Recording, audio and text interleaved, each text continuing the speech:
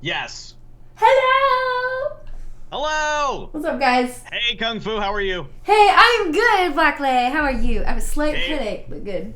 slight headache. All right, well, the caffeine will It help. happens. Yeah, I know. Yeah, it's exciting. I'll Jeez. try not to yell too much. Guys, give a blah hey out there, not only for everybody joining the chat right now, but also to Kung Fu and to her chat. For Uh, anybody using the multi-stream. Same on my end with Mr. Blacklight. Say hello to each other. You guys, there is a multi-link. Hi, Fruit Basket. Here's a multi-link for you all. There we go. There we go. Wait, real quick, can we get stats for Fufu and Blah? Stats. Well, Be I more guess we haven't specific. leveled up much. Be more specific. We haven't leveled up the stats on the base camp Oh, screen. yeah. Okay. Maybe we'll level up when we start our second game. Yeah, that's what I'm thinking. That's what I'm thinking. I'm Yeah. thinking we're gonna gain some levels for completing Final. Maybe since we started with Final Fantasy 15, we have to abide by Final Fantasy 15's rules, We and have you to have to like sleep. complete the day. Yeah, we have to go to sleep. We haven't slept this entire time. It's been a very trying couple of months. Very tired. Yeah, exactly. Yeah, That's so great. we're just. I legitimately thought of something. I was sitting there like looking in the mirror. I was in the bathroom and I was like trying to think of something and I thought of it and I snapped in reaction and I blocked eyes with myself in the mirror and went, I've come up with a new recipe. That's my favorite thing. Oh my game. gosh. Okay, I'm gonna say that my last stream of 15, like right toward the end of it. No, it wasn't my last stream. No, I'm lying. It Okay. was. I have 2 spoons. Why do I have 2? Okay. I'm sorry. So one of my final streams, we were joking about Ignis, and somebody posted a link in my chat, and it's the fucking B movie meme, but it was like the B movie where trailer, but every time B, the word B is said, instead they replace it with, "I've come up with a new recipe." Did you see the I think I saw it on Facebook or something, but it was an overlay of that one Old Spice commercial. Where Terry No. Crews. Oh my god. I wish I could find it. I haven't been able to find it because it's Facebook and like you see something once and then it's gone forever to the nether. Yeah, that happens. What? It's kind of like Reddit. It's cool. Real quick, Morpheus, thank you so much for the 2 months with Twitch Prime. You're awesome. Thank you very much, guys. Yay. Let's get some hype for Morpheus. Also, what's up, Blacklights chat? How are you guys doing? Hello. Guys, give Kung Fu a what's up. And if you're able to, if you're not on mobile and you can switch on over easily, pop in her chat and give her a hi, give her a blah hey, give What's her a up? hey guys. Yeah. What's up, Jamie? Dollar Store, Arclac, Mickey, Funyuns. Hi, Say guys. what up. Yo. So So yeah. So tell me, let's start with like, what were your overall thoughts of 15? Like, did you like it? Did you not like it? Did you hate overall, well, let's get right into it then. it? Overall thoughts, know. overall summation. I was not a fan. You I were was not a overall fan not of the a game. fan. Oh shit. No. Okay. And I really thought I was going to be. Okay. I think I was pretty let down. Okay. But we can go into more detail about that later. How about you? What do you think it overall? Brief summation. I liked it overall. You liked it. Okay, so already we're filling our roles. Me as the guy who hates everything, and you as the girl who likes everything. We should call Blacklight officially. He's the Grumpus. He's the Grumpus. I'm I like, love that we're like, term. I think it's so funny. wait, isn't Grumpus from a JRPG actually? Have you ever played Dot Hack? No, I haven't. Do they use that term in there? I think so. If I remember correctly, Wumpuses or something like that are like these animals you breed, but they can come out as other forms. One of which is a Grumpus. Oh, I could be remembering that wrong. there you go. That's awesome. Oh, there's Hack- Krampus. yeah. Yeah, that's a thing too. Oh, I have seen that GIF. Yeah. I know what you're talking about. I had like a couple people tweet it at me actually. Yeah. Cool. Okay. Yeah, it was weird. But yeah, we've got a little grump, not so grump thing going on. yeah, that's why here I'm gonna go back to our starting soon thing. That's why this is how it is. That's why it's drawn this way because Exactly. there's our personalities right there. Super easy. You're always happy and optimistic, and I'm always miserable and complaining about something. Almost always. There are moments where I'm like, this game is bullshit. I'm like, this is such bullshit. All right, how many times did you get that in Final Fantasy 15 though? Did that happen a lot? There were a couple instances where I did that. Chapter 13 sucked. don't, but we can go into that more. It's getting patched though. Did you hear that? Yeah, I want to know what they're doing with it, but I don't want to play it again. no, me neither. I don't want to play through that chapter again. It's so long. It seems so pointless. I get why it is how it is, but I don't agree with it. Just because I understand it doesn't mean I have to agree with it. There was a lot of stuff in the game that I disagreed with, and I was basically complaining through more or less the entire thing. Yeah. Okay. Well. Okay. Well, I'm gonna hear your thoughts. I guess we forgot to preface because I just went right into it. But for anybody who doesn't know and is new, we are a talk show that focuses primarily on RPGs. We started recently, so this is our 3rd ever episode, and we are currently and have been talking about Final Fantasy 15 because that is the game that we started our talk show with. So yep. This will be the final episode on Final Fantasy 15. Correct. We're wrapping it up. Wrap up thoughts. Yeah. Both of us are done the game at this point. Yeah, and I think I played through more hours than you did overall because I definitely enjoyed it more than you did overall. So we're gonna figure out kind of like why. It seems like you liked all the stuff leading up to 15 more than you liked the game, and I focused more on the game. You know what? I really tried to like the game. I did. And I went back and watched my VODs and saw myself like arguing in its favor early on and like really trying to be positive about it. But like I have that critic side of me where I can't let certain things go. And Final Fantasy unfortunately gets the full brunt of that because I just compare everything. Hold on one sec. Ectomorpheus, thank you for the sub. Welcome. I think that's a welcome back to Raccoon City. Yay. Thank you for that support, man. Guys, put some love in the channel, please, for Ectomorpheus. Yay! What I was saying was, I think that Final Fantasy gets the full brunt of my criticism, with Final Fantasy VII being my favorite game, and therefore I always kind of compare it. Yeah, but you know that every Final Fantasy is like a totally different game from each other. Mm-hmm. You're just still considering, of course. Does this live up to my standard of what I consider a Final Fantasy game to be? Exactly, and I think what it is, I think a lot of it stems from the fact that a Final Fantasy is to me sort of like the essential RPG experience, and it's very seriously. Yeah, right. Yeah. You're not going to be tasting anything for a little while. Oh no, I'm good. No, I was saying that was not hot. Gotcha. It was not. Not the Final Fantasy experience for you. Oh yeah. No, so it was definitely not that, and it's been changing a lot over the years and kind of getting away. You go ahead. I did. I got a resub. Thank you so much, right way, for 6 months. Okay, let's go. It's over the years really gotten away from the Final Fantasy formula, and I can get behind that. What I can't get behind is the changes that have been made to how a story is told, because that was always the strongest part of Final Fantasy for me. Not so much the RPG mechanics. I don't mind that it's not turn-based anymore, or ATB anymore. I just don't. I really don't enjoy what's happened to storytelling in the franchise. I think it's changed drastically. Oh, okay. Can you delve into that a little bit for me? Loco, thank you for 13 months. Yeah, yes, I can. Let's go. Guys, more love in the channel, please, for Loco Ludicolo. Hi, Loco, by the way. I saw you in there. Yay, Loco. Loco Ludicolo, thank you, man. So, yeah, I think Torvar put it best. One of my eyebrows was perpetually cocked from Chapter 13 to the end. But Chapter 13 wasn't the only part. You said you didn't really have a good time in Chapter 13 either. Yeah. And a lot of people were criticizing Chapter 13. Right. I think my complaints started around like Chapter 4 or so. Okay. And then really bad in Chapter 9. So with storytelling, like, what do you mean by it's changed from like as Final Fantasy games has gone on? Because that's kind of a more general thought. Like, can you tell me how? So it kind of used to be about. There would always just kind of be about a early starting point where you would be one or two characters off on an adventure or some kind of misadventure. Usually, it was often somebody in dire straits who eventually meets a couple of people who are along the same path. You get together and form this big party for whatever reason. One of my favorite things that always came from Final Fantasy games is what each person's investment was in this adventure. Okay. And then you would eventually come to this giant climactic world-ending threat that you would best, and that's generally the arc and the formula that Final Fantasy followed. Okay.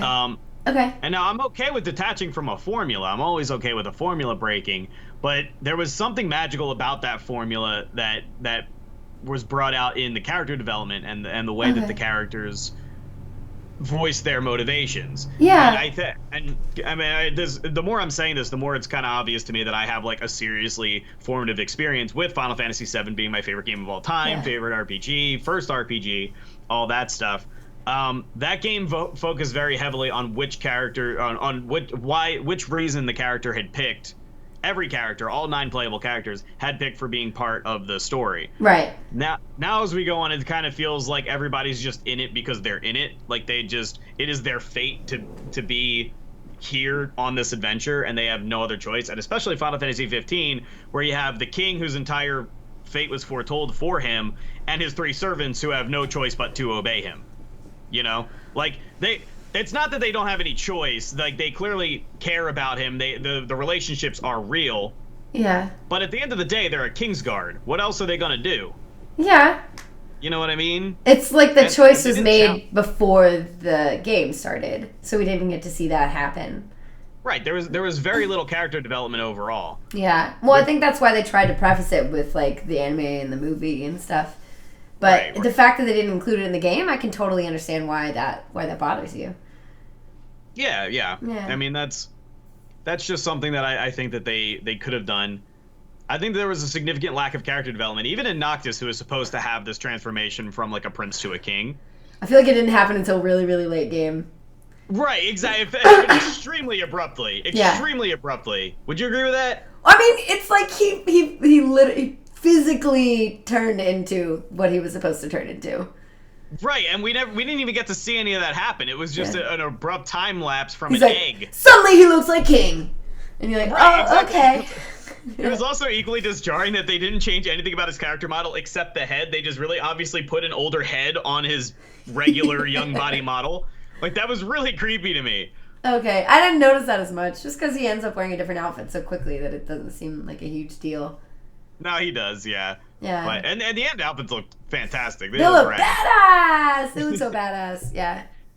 But, I mean, it just kind of... And it just felt like the end of the world bit was really, like, rushed. And apparently a whole bunch of content was cut from the World of Ruin. Yeah, I can totally see that. Because it looked like there was supposed to be so much more and that we just didn't get it. Like... I wish I had seen more from the feature. Like, they didn't have time to, like, even finish. As much as I don't like Cindy. Wow, I keep messing up her name now. As much as I don't like Cindy, didn't even finish her character model for... She just wasn't there. Yeah, she just wasn't there. They're just like, oh, she's around. We're like, okay, that's cool. They show off so early. They talked to her. Yeah. Yo, thanks for that tip. Who's dropping a tip?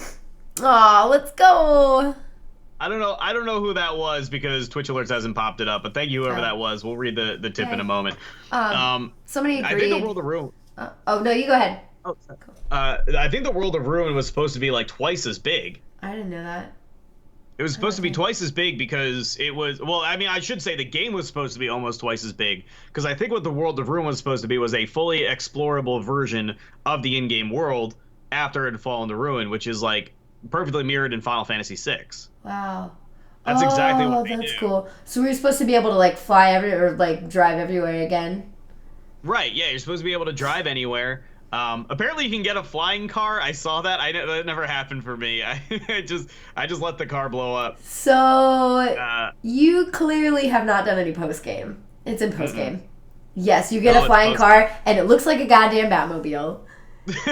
It really does. Kind of incentive to go back. It gets like a third longer. It's like a third longer and like the front and back. It's just like you're driving and it's like, oh, you found a piece of scrap metal. We should take that to Cindy for no reason. Like a piece of scrap metal, and she turns it into the effing Batmobile. It is the Batmobile. Yeah, it's like a bent. Whenever I hear scrap metal, I think of like a couple of bent, rusty screws or nails or something. And she's like, "Oh yeah, I think I could turn this into a fully functioning flying prototype vehicle. Sure." Yeah, sure. Of course, why not? Thanks, Cindy. So funny. Hey, Pants, how's it going? Okay, I believe this. Here, I'm gonna send this to you on Discord real quick. You don't have to watch it right now, but this is my first experience with the car. Oh my god. Yeah, just by the way, for anybody who hasn't played the game yet, we're gonna be talking about all of it. So spoiler alert. But yeah, so. You can't. You have to be really careful when you fly the car because you have to land it on a road. You have to land it back on a road because that's how the car functions, right? You can't take it off road in the first place. So if you don't land it on a road, it's game over. If you hit something, it's game over. Yeah, and you have to like just be really careful with it. And you have to wait till it's all the way ascended in the air before the camera like adjusts and you can kind of see where you're going. So it's, I mean, just because if they didn't let you off-road earlier in the game, you know, why would they let you do it now? Like, basically, you can fly over it, but you can't off-road on the ground. So if you don't land on a road, like, rippy-dippy. I know, but it's a straight-up game over. That's so funny. Yeah, that's the best part. So if you look at the clip I sent you guys, yeah, so the first time I used the car, you'll see that I'm like, okay, let's take off. I want to try this out. And you press circle, and you see it start to lift up. And the first thing I did was hit a street light, and I just fly off into the sky with a broken wing and game over. I see that. It's just like off into the sunset. Ecto, thank you for the bits. And then it fades to game over because you're like, your wing's broken. All of you are dead. That's you just sail off into the horizon, like, and you were never heard from again. Like, what did they crash in the Andes and eat each other? Like, there's just no. I don't know. It was so funny. So that's interesting. But if you... That's hilarious. Yeah. So the thing you could do is, like, there are a couple of areas that are inaccessible without the ability to fly. Like, there's one dungeon that... Do you like platforming games? I do, yeah. It's all platforming with just Noctis. That sounds terrible. His controls aren't the best, but the puzzles are interesting enough to make me want to finish it. So, like, my last stream was halfway through that dungeon. Or I don't even know if I was halfway. I just pulled this off. But it was, like, partway through that dungeon. And I actually kind of want to finish it. Just because I was actually enjoying it. Like, people were like, oh my god, it made me rage so hard. But I was like, I'm having fun with it. Yeah, I got really frustrated at some of the more, like, hands-on movement throughout the game, like, require, like, there was that one dungeon, it's a required dungeon, I believe.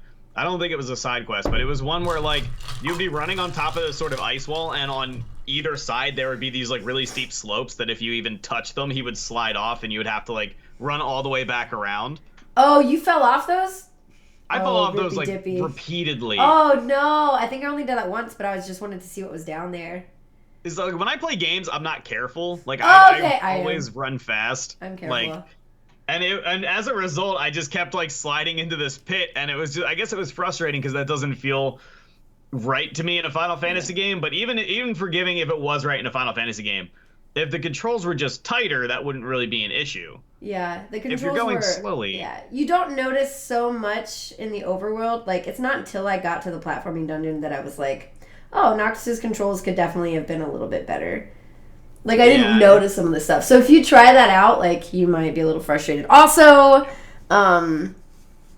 getting there is kind of frustrating. I did it first try, but only because I got really, really lucky. Like, yeah, because you have to land the car back on the road. It's like, okay, if you go on your map in Final Fantasy and you look near the volcano, you see, like, there are green roads and, like, little yellow roads and stuff. Yeah. There's one random yellow strip of road that's at an angle near the volcano. It's tiny. A tiny, teeny, tiny bit that's considered a road, and you have to land on that. Oh, jeez. And so I landed... you missed it at all. Yeah, so my landing was like... I almost crashed into the wall in front of me and kind of ended up on some rocks kind of sideways, and it counted. And they got out there like, let's go! And I was like, how did I do that? It was amazing. I have to go back and get the flying car. Yeah, like, it's almost worth it just for that. Just for the fact that, like, it doesn't really seem to work. Like, the airship in Final Fantasy games is always supposed to be sort of like a free ticket to going wherever you want. Well, it's easy because you just get on it and then you pick your destination and you get off. But in the flying car, it's like you have to fly it. Right. This game also has a ton of quick travel, so, like, from the get-go, you can just quick travel wherever you want. So it seems like getting the flying car, if anything, is just more of a handicap. Yeah, in a way. It's just cool because you can, like, look down on the map, and then I would say one of the only downsides to looking down on the map is that it looks beautiful except for the areas that they didn't put anything in. It's just kind of like, there's a textured surface. Wow, honestly, this game feels really unfinished. Yeah, you can just tell that it's unfinished. Like, I could see if they had done more in this game, added more toward the end game stuff, like, it could have been significantly better. Yeah, and we'll get to your comments, like you guys, by the way, at some point as well, because I see some good commentary from some of the viewers hanging out. Hi guys. So I wanna like get to like talk with you all as well. So we'll look at that. But yeah, flying's definitely interesting. So yeah, if you feel like it, you can try all that stuff out. It's just a couple of extra new things that you didn't get to try.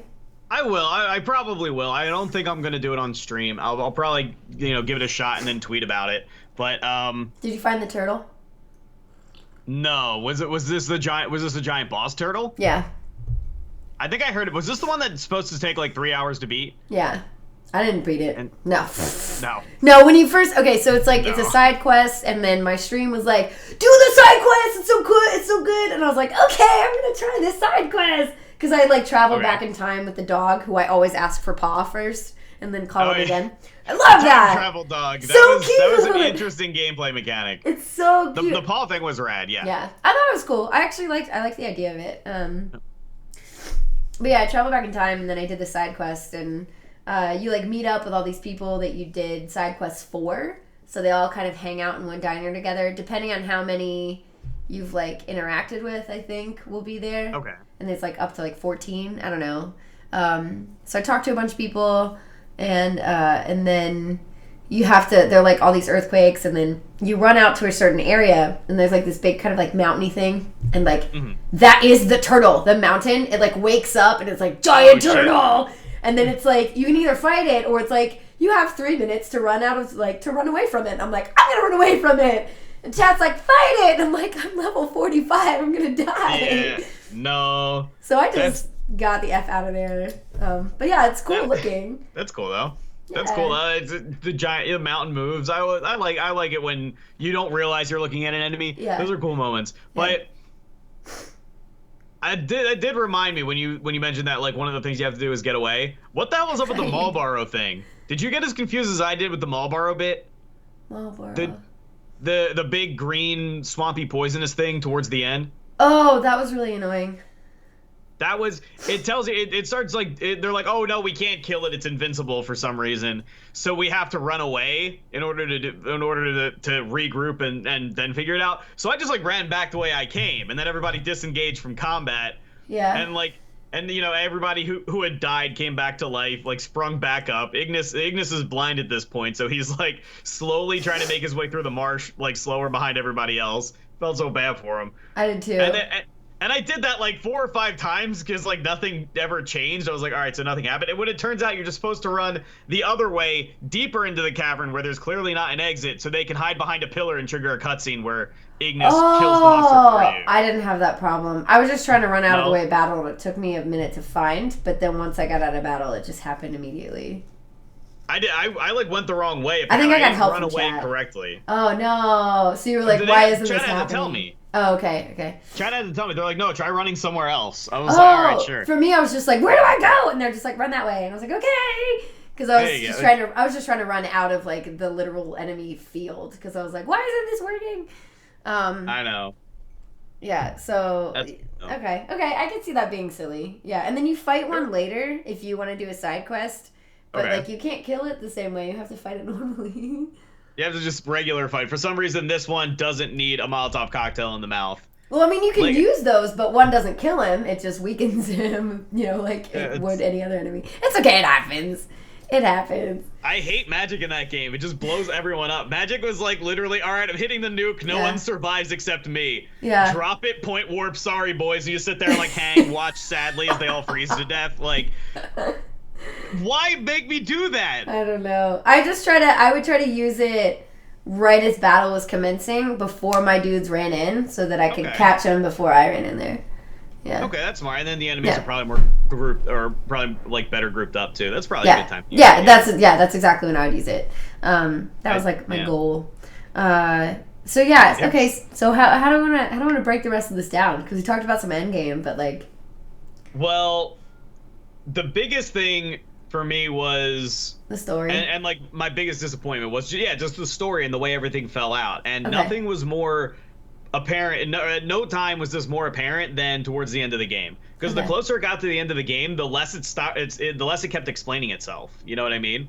Yeah, like chapter 13. Yeah, like all of a sudden things were just like really complex, crazy, otherworldly concepts were explained in like the blink of an eye. And it was just like, well, get in the egg, Noctis. I guess you're going away for 10 years, and like poof, world of ruin. Yeah, that was the biggest part that bothered me too. Actually, was right around there, and that's all the chapter 13, 14 stuff. Yeah, it was the Prompto thing. I was like, what the fuck? What I was like, he's not a person, or like, what is he? Is he like a machine? I was like, what is happening? And then the group's like, oh, it's okay, we like you for you. Let's move on. It's like, no, wait. Is he like a sleeper agent? Is he gonna wake up in the middle of the night and kill Noctis because someone said walnut? Yeah. Like, I was really confused by that. Yo, thank you so much, Tao, for the 23 months, by the way. You were super awesome, and we're almost 2 years. It's really, really nice. Hey, Slug Roll and Anthony. Yeah, how's so it going, guys? it's like, the thing is, for me, I was cool following along with the story for the most part, right? I followed along. It was fine. We got to Altissia. All the sad shit happens. It's cool. I was still, I was really, really bummed about Ignis, but I was still, cool keeping up with it. Like, I was like, okay, this is, like, a new kind of interesting plot point. You have, like, this different dynamic in your group. Like, okay. But I was really bummed out. Like, when I was going through that dungeon with Ignis, I was really sad. I was like, it's okay, buddy. Like, come on. I'll wait for you. I'll wait for you. I'm not leaving the group. Yeah, I felt so bad. I will admit that. Admit that. It pulled some heartstrings. Yeah, for sure. So I felt really bad about that, and I was really pissed that Loon died. But whatever. You know, it's like, but it was fine. You know, it's a plot. It's plot. But it's plot that, like, it happened. I wish there was a bit. I wish I had more backstory on Luna before she died. So that's like one of my biggest complaints for the first half. But then, like, it's fine. You keep doing your thing. It kind of it makes enough sense to be able to follow along fine. For like your journey to go visit her home, and you're trying to get more summons. But then chapter 13 happens, and you're like, here's my reaction. I was like, am I back in Dead Space? Like, am I playing Dead Space again? I don't want to play Dead Space again. Why? Just because, like, random spacey shit started happening? Because it was, like, hallways with enemies that are creepy ass, and they attack you. Like, it was the same feeling I had. Oh, yeah. Yeah. So, like, it was hallways of enemies that are creepy. And that was Dead Space for me, and I didn't want to play it. I was super stressed. That was my Halloween game, you guys, for anybody who doesn't know. So I played Dead Space for my Halloween game, and then, like... I completely forgot about that segment. And I don't play scary games, you know, so I hated it. I mean, it's a good... I can see it's a good game. It's fine. But I was like, why am I playing Dead Space again? I don't want to do that. What were they trying to prove with the MTs? They were trying to make Noctis... The game is trying to make Arden make Noctis feel like he's isolated and make him feel weak and incapable, and like it's kind of like his time to overcome adversity, and then also kind of figure out why all these demons are happening, and then like the whole thing about night getting longer and more demons and stuff like that. Was the chapter seems like it's meant to help unfold why all of that is happening. Like, did you look at the papers when you were running through there? Yeah, I did. Yeah, I looked at all of them. So I was able to figure it out. Except for I missed a couple of key points because I didn't quite understand when I read it the first time. So Chad explained to me. It was all explained after I found out about Prompto. Because I was like, what the fuck is up with Prompto? Like, when this just happened. I was like, what is this? What does all this mean? And, you know, they were telling me that... no, Wolfie, what's up?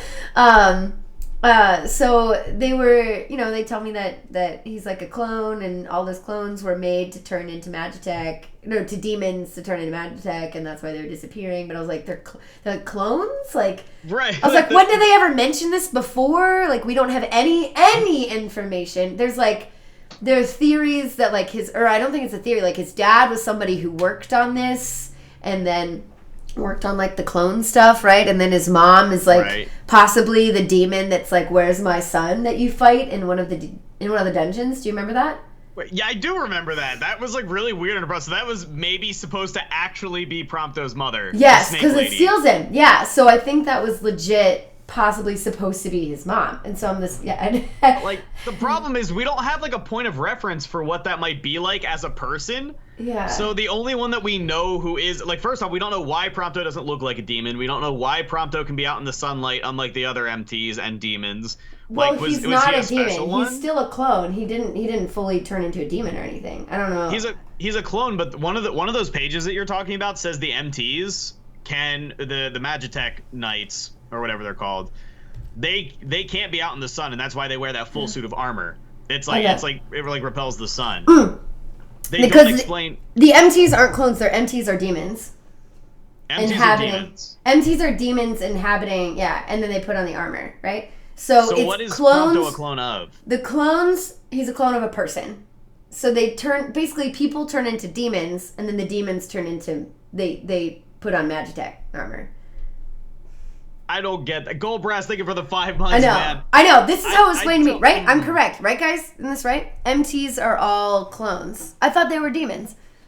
Clones that have purposely infected. Okay, so they made clones of people so they could purposely infect them with the demon-y thing to turn them into demons.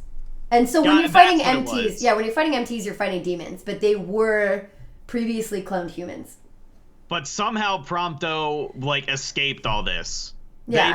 They never say how, though. He just like sobbingly reveals that he is one of them and that, like, this is his home. And that sort of explains why, if in the anime, if you ever watch the anime, when he's a kid, he just kind of like is alone in a house by himself and he doesn't seem to have parents. Yeah, that's probably why. Yeah. But like he apparently, like they could have made a really compelling story for Prompto out of that. Yeah. You know, if he had like escaped some cloning facility. And it was like a horrible secret that he's never told anybody because he thinks that there's something wrong with them. Yeah, I thought they were just robots too, Kai. Yeah, instead he's like, I have this barcode, it proves it. But then he never, like, they didn't even bother to like model the barcode onto his wrist and like show the camera.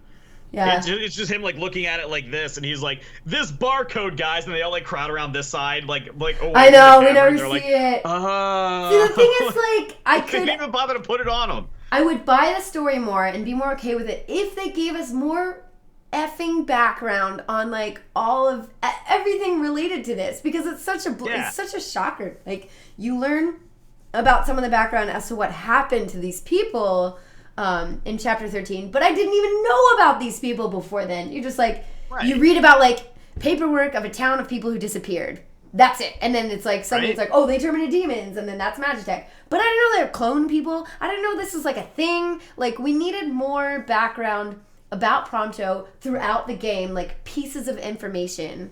Right. Like you can't explain such a major story point about such a major character through notes. I will say, okay, great, Lemon, thank you so much for 18 months. You're awesome. What I would say is like, they did that well with like Ignis, for example. Think about when you're driving in the car or when you're like running in the field or whatever, and you talk to Ignis. Every once in a while, they bring up comments like, "Why do you wear your glasses?" And it's like, don't you need them? It's like you don't actually need them. He's like, he just wants to see the world a bit more clearly. And then like they talk about like him with his glasses, and they call him specs and all this stuff, and like talk about his vision. So it's kind of like this really bittersweet moment if like you see him like lose his vision. You're like, oh my god, that really, really sucks, because they talk about how much he loves to see the world. So they kind of prepped it in a really, really sad way. Like, it's a really dark kind of sad way. He lost his nickname and like, he lost almost his whole identity as well as his vision. Right. And then he overcomes it by like the time he grew up. But but I like how they did that, because they gave you info to like become attached in that way if you played the game long enough, where it really like. Whereas Prompto is just kind of like the goofy sidekick all game and like sort of the butt of everyone's jokes. And they don't say anything else about him. The most they say about him is that he was like self-conscious as a kid, didn't think he deserved to be friends with Noctis. That's what I thought they were trying to show about him. Not the fact that he's like an effing clone. Like, there's no information passionate about that. And I really... randomly a test tube baby. I really wish there was, because I think that could have been really, like, a much cooler reveal if we had had something to cling on to. Like, what's the deal with Prompto? Like, what's going on with him? Like, why is he doing certain things, you know? They did the same thing a little bit earlier with Gladio. Because When Gladio he just disappears! He just leaves for no reason. I was going to bring that up! He's like, by the way, guys, I gotta go do something. They're like, what are you gonna do? He's like, don't worry about it. And then he walks away, and then you go into this fucking, like...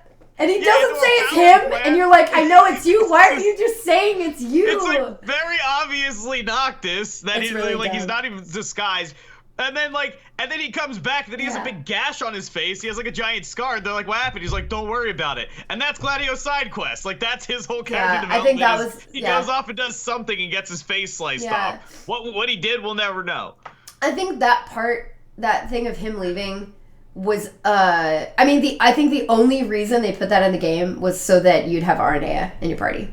So they just had to come up with some excuse so that you could have more than just your 4-person team, like your normal team. So like I think that him leaving was pointless. I think that whole thing was pointless. But I see it was only it looks like it was legitimately only facilitated. The only reason was so that you could like hang out with Aranea, which I'm cool with because I love her. She's so badass. I mean, I liked her. That was the Dragoon chick, right?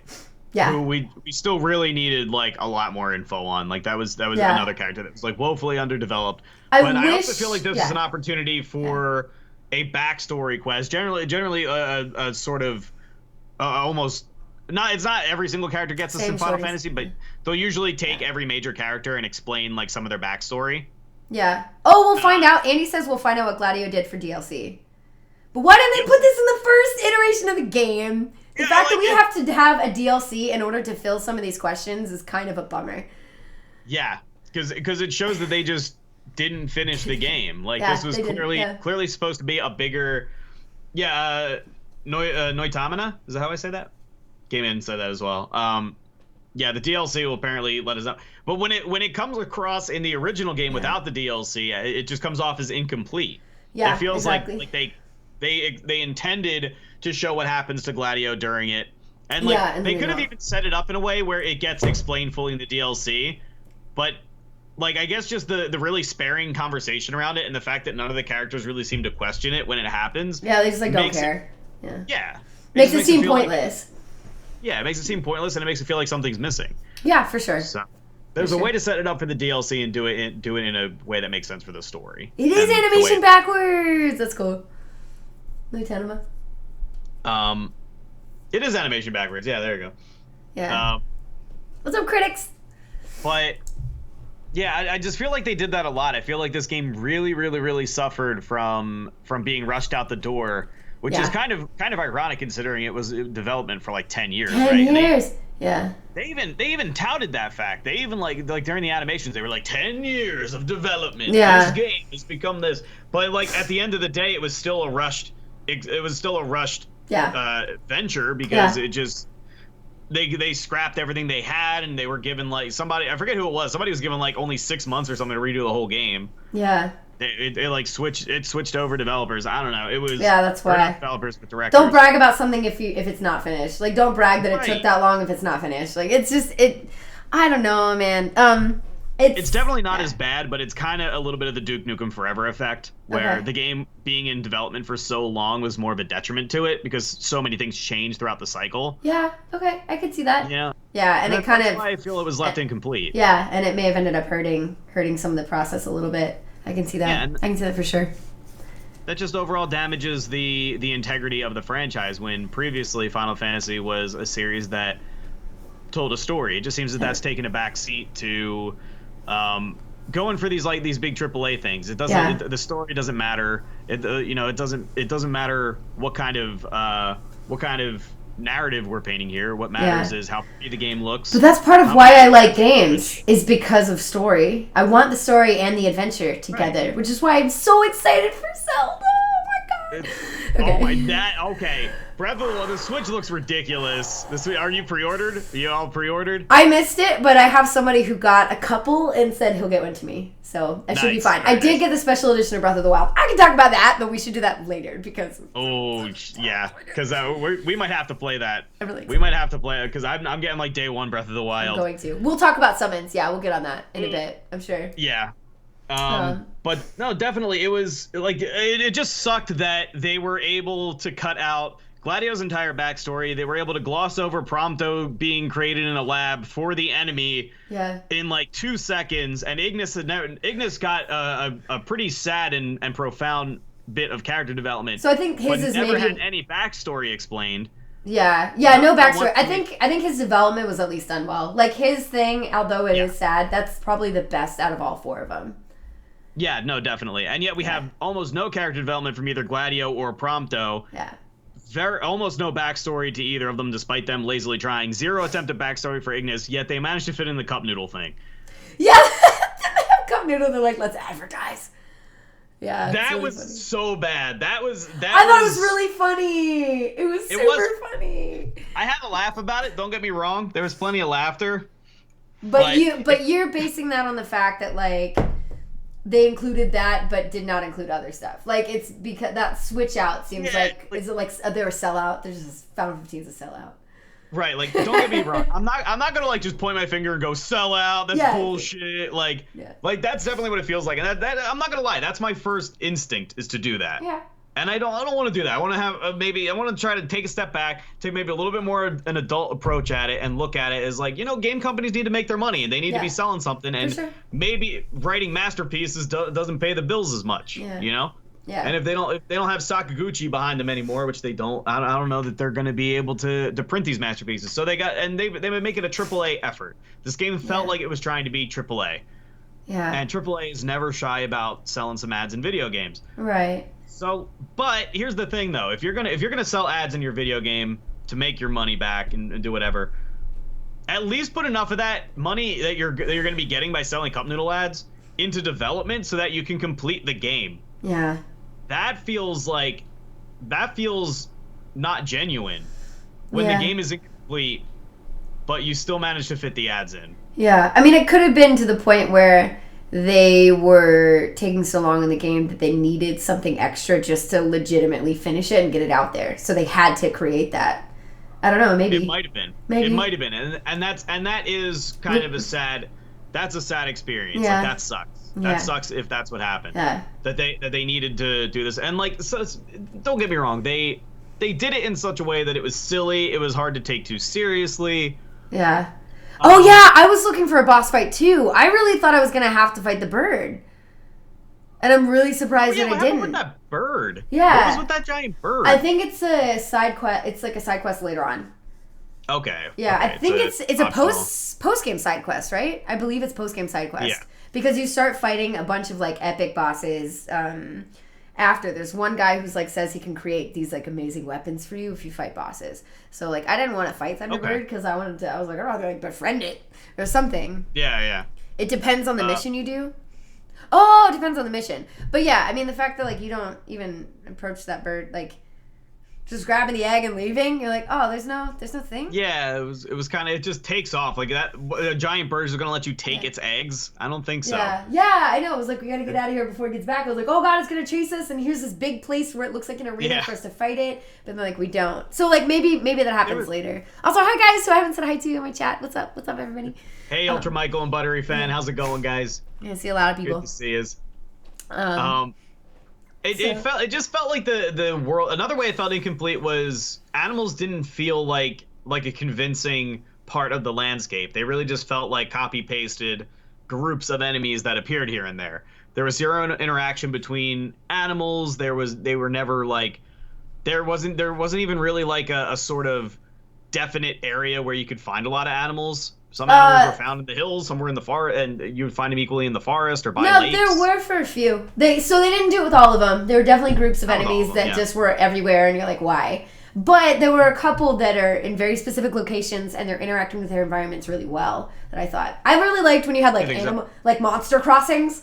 you're like your car would have to stop and you'd see a group of monsters cross the road. Did you ever have that? I don't think I ever got that. Really? I don't think I ever got one of those. I had that like 3 or 4 times where like Ignis would slow down and then you'd see like a group of, I'd be like, why are we slowing down? And then you just like see a group of monsters, like those kind of giraffe ones. They're just kind of like gracefully migrating across the road. I did get a couple of shots from Prompto where Ignis joined a herd of them and seemed to think he was one of them.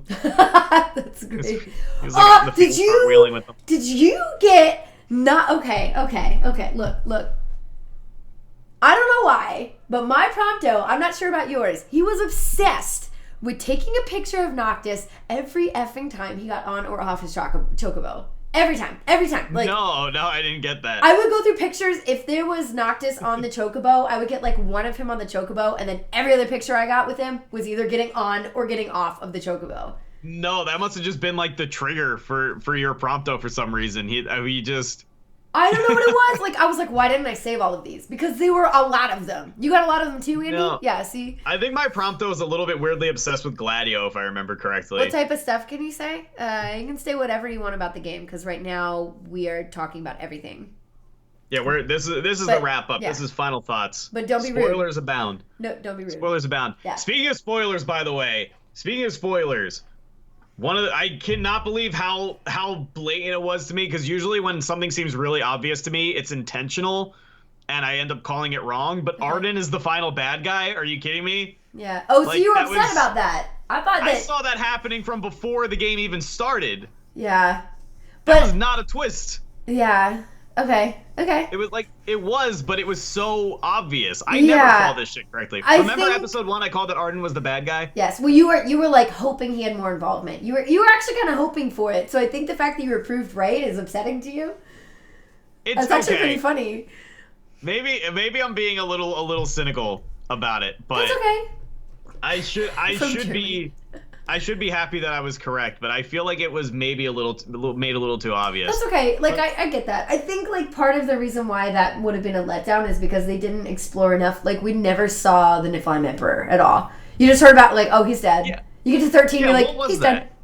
dead. He was a demon. Remember? He turned into a demon, but Oh, you're camera, right. like yeah. everything else. He turned into a demon and they fought him. That's right. It's just like a random demon in yet another nondescript factory that we're storming. There's just a lot of people that needed more explanation. See, I know that like you didn't like how Aranea didn't get a lot of backstory, but she was developed enough where I was okay with it. I wish I learned more about her too. Yeah. But you're like, oh, she's a mercenary for the bad side, and then she's like, oh, the bad side sucks, so I'll switch, and then she changes to the good side, and you're like, okay.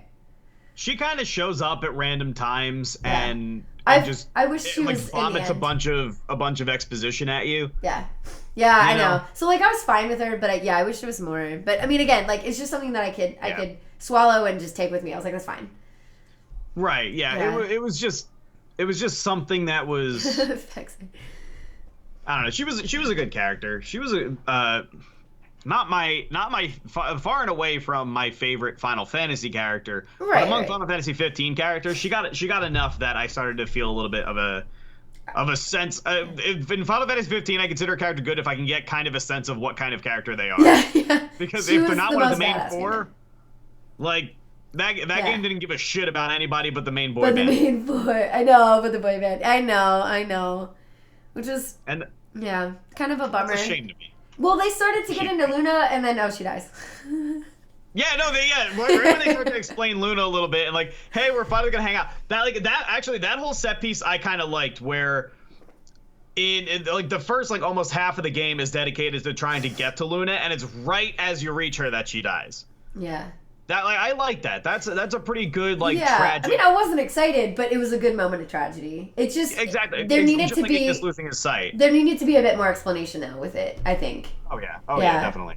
I'm just saying that like the gameplay, the side quests, and like some of the story was enough for me to like the game. Like there were enough elements. Like I know we're talking about a lot of kind of like plot holes and things that we want more from, but like the way in which I see it, like I wanted more because I like the game and I want it to be better, you know? Yes. Like I liked my experience enough to want to connect to it more. Okay, that makes sense to me. Yeah. In my case, it was I see a lot of potential greatness in it, and it didn't live up. It just needed to be. It had the least amount of polish of a game I've ever seen with like this big a release. Okay. You know? I think that's understandable. Yeah. Like maybe not the least, but it was pretty. The amount of polish was significantly lower than I was expecting. No Man's Sky. Okay, yeah. That's maybe a little bit more. I didn't even play it, and I know. Yeah. That is what people were saying. I still never really felt the combat much. Like I got to a point where by playing it a very specific way, I was able to get through pretty much any encounter I had to get through. Okay. But never did the combat feel like fun and flowing. Okay, I had fun with it sometimes. Yeah, I think that's the difference. You just weren't really able to connect with it much. There were times. It never jived with me. You know, I think I really like the fight with the Hydrian, and you get all badass because Luna helps you. But then when you get all badass against Arden, especially if you're a bit over leveled, I'm like, oh, this is like, it's cool. It's really cool because he does it too, but it's too easy. It's also kind of like yet another villain who is just very, very quickly explained. Yet another character who is very quickly explained. I wish he had more for him too. Badass. Like I kind of what I do like is that they shroud him in mystery. And they're like, why is he helping us? I like that they went with that route for a while, but then the explanation is rushed. Yes, the explanation is rushed, and that kind of undercuts everything that led up to it, in my opinion. Okay. It's because then he just ends up being this creepy weird dude who followed you around for a while because he doesn't really seem to like have much of a master plan.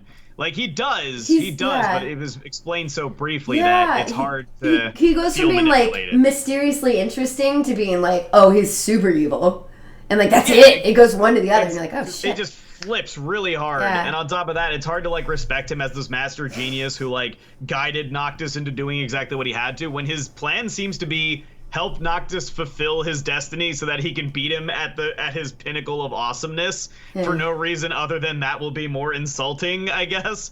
Yeah. And on top of that, he's like Arden is look, he might be like manipulating him into doing what he wants, but Noctis never has a say in what he's doing anyway. Noctis just gets told what to do and just does it, regardless of who tells him. That's true. And a lot of the time, it's even like, hey, this like they do this 2 or 3 different times in the game where they're like, hey boys, we're rolling right into a trap. What's the plan of action? And they're like, go into the trap and figure out something along the way. Yeah. Beat them, or like not even that. They just very often say, well, we have no other choice but to go into this thing that we very obviously know is a trap. So they'll acknowledge it, but they'll never do anything about it. Yeah, that's true. You're always just going along to the next thing because somebody told you that was what you had to do. Oh, Andy loves the combat, actually. They didn't have time to polish it. Right, yeah. I mean, that's with most stuff about this game. They didn't have time to polish it. Didn't have time, but I do that because they had time, but they just didn't. Once it looks like once they started to take it more seriously again, it's like, oh, we should actually release it. Then they didn't give themselves time. I wish that they had taken time. I would have been really, really happy to see this game get another like 6 months. They should have focused on Kingdom Hearts 3 and then gotten back to 15. Yeah, they should have put this one on the back burner a little bit. I think those are different. Those are probably pretty different teams within Square Enix. But if I had to guess, you stormed the military base for the car and then summoned a god to smite them. But it's like they took our car. Let's storm this base. It just like everything is just in the game just feels like they were going down a checklist. You know what I mean? Like there's gonna have to be a part where we storm a base. There's gonna have to be a part where somebody gets kidnapped. There has to be a part where somebody leaves and then comes back. Yeah. But they just like roll them out, boom, boom, boom, boom, boom, and never really like ease you into these concepts. And they're not really connected either. These things aren't like connected. Yeah. Not at all connected. Yeah. The story is not really ever woven. It's just like a bunch of set pieces lined up. Cindy was the worst, Fratbag. They know my opinions on Cindy. You think they were going to get sued if they missed another deadline? I don't know. Maybe that's just like the only explanation for this game. Yeah, maybe. It sucks because it really is close to being good, and it really is close to getting me invested in these characters. They just needed to really like build a world and make it feel connected. I got invested because I was in the field doing side quests enough to hear all of their banter between each other, and I loved the banter. That was my favorite part. The banter was pretty fun. I liked it at first until it got to the point where it was getting repetitive. I didn't get that much repetition. The most repetition I got was when we were like near chocobos or in the car and talking about that frickin' coffee. Or there was like one other moment. But otherwise, especially when you're like the Ebony stuff.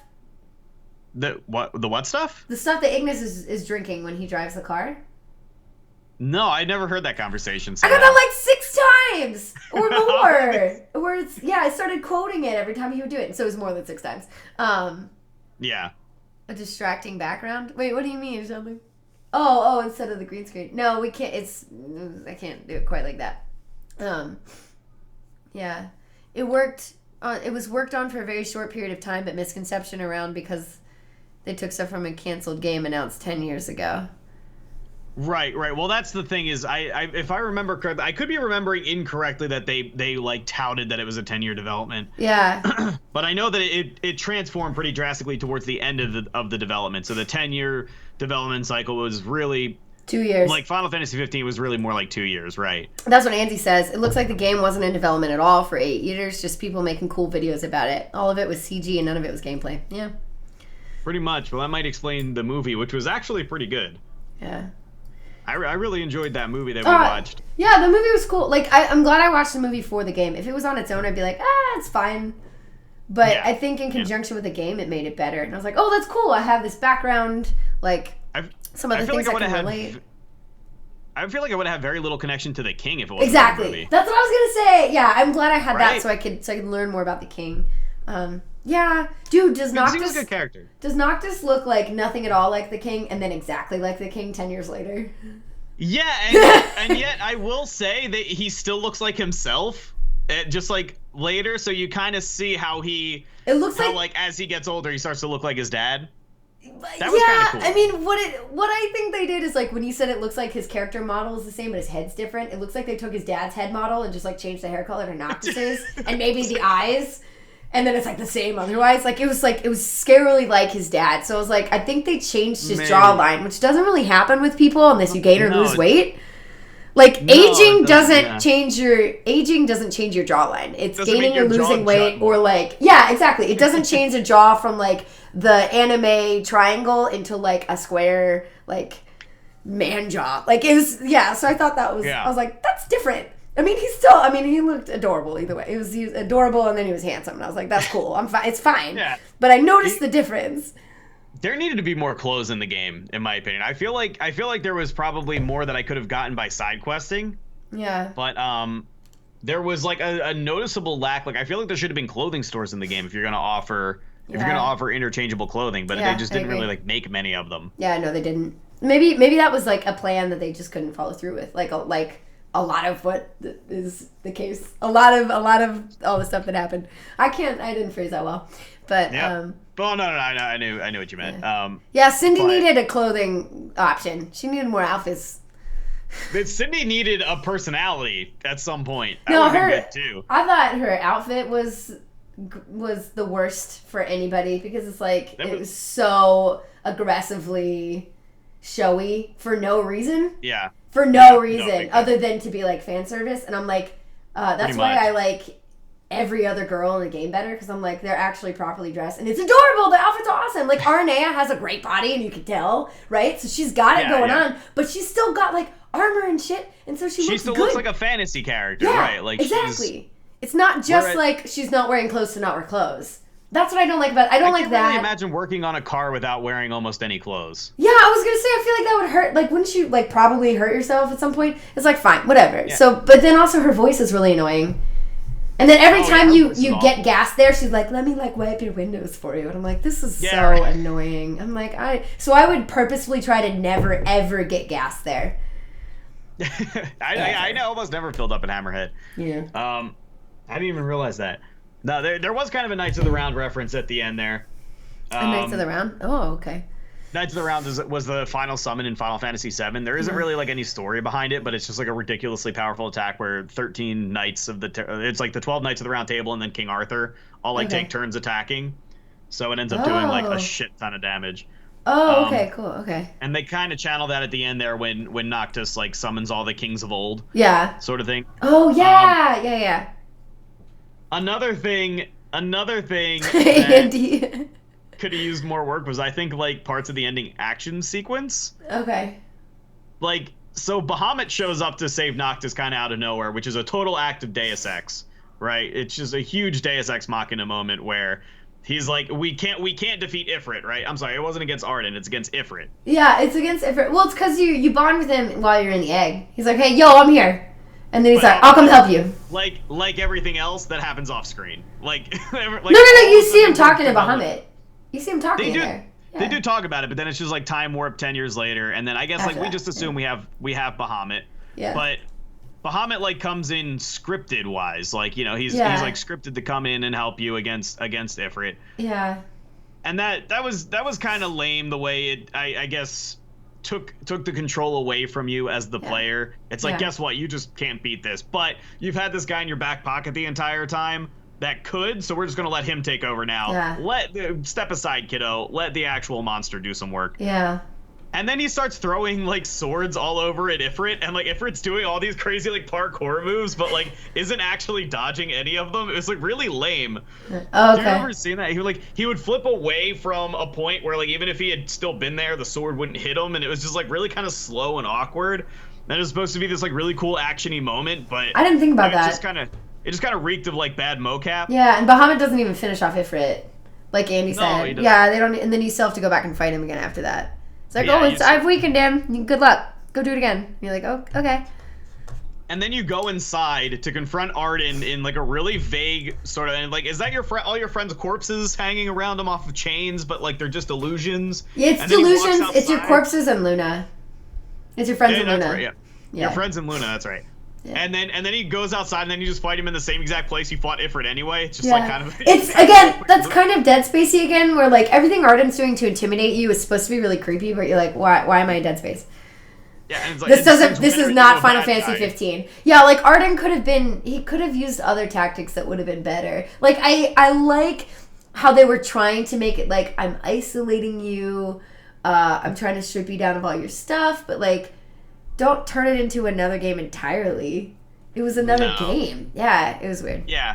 And oh, Shiva kills Ifrit.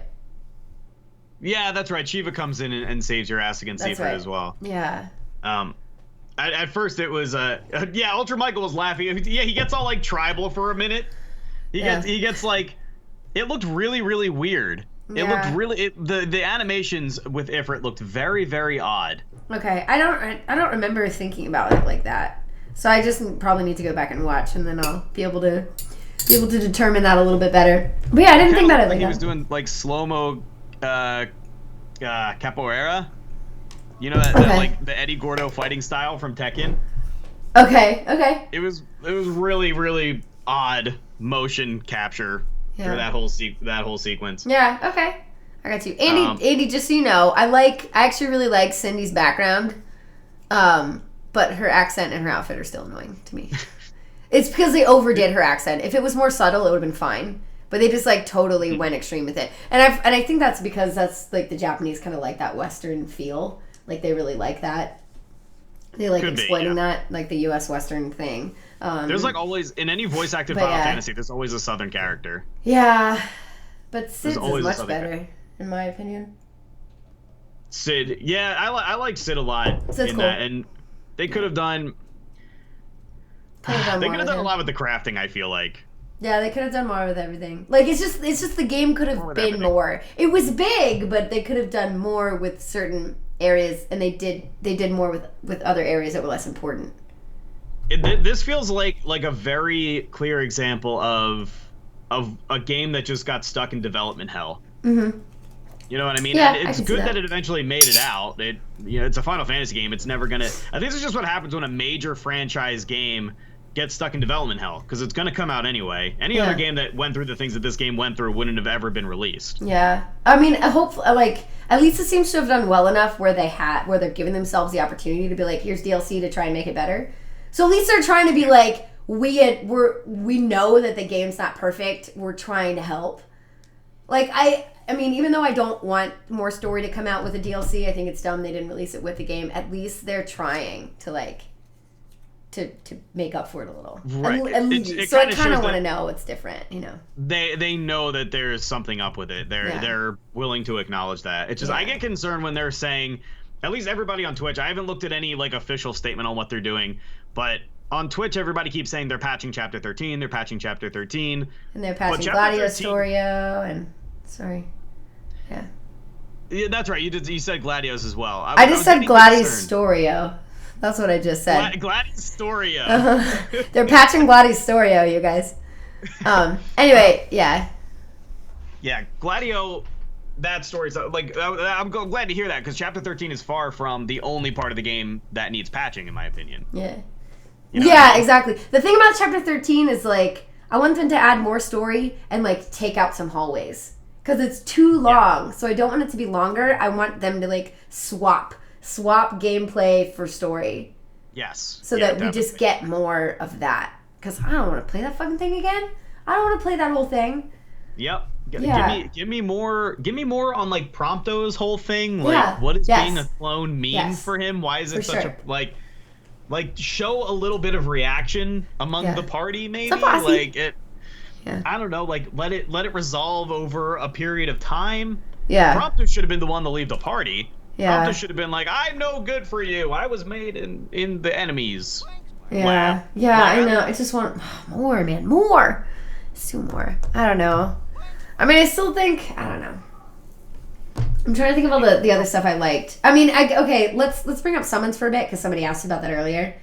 I thought the summon animations were badass. I thought they were so cool, and I loved having them, and I liked that they were like, I liked that they encouraged us to try to battle without them, and then brought them in times of need. I thought that was cool, but I also at the same time didn't like that you didn't have the opportunity to use them more freely. You had no control over when they got summoned. Yeah. As a result, I only ever summoned Rama. I never got to see any of the other ones. Oh, I summoned them a lot, actually. No, and Rama was the one I summoned the most, but there are circumstances that determine how they're summoned. Like, if I did hear that. Yeah, so if you take a long time, it's typically Rama. If your teammates die over and over or are, like, dead for a long time, I think you get Hydrian, maybe?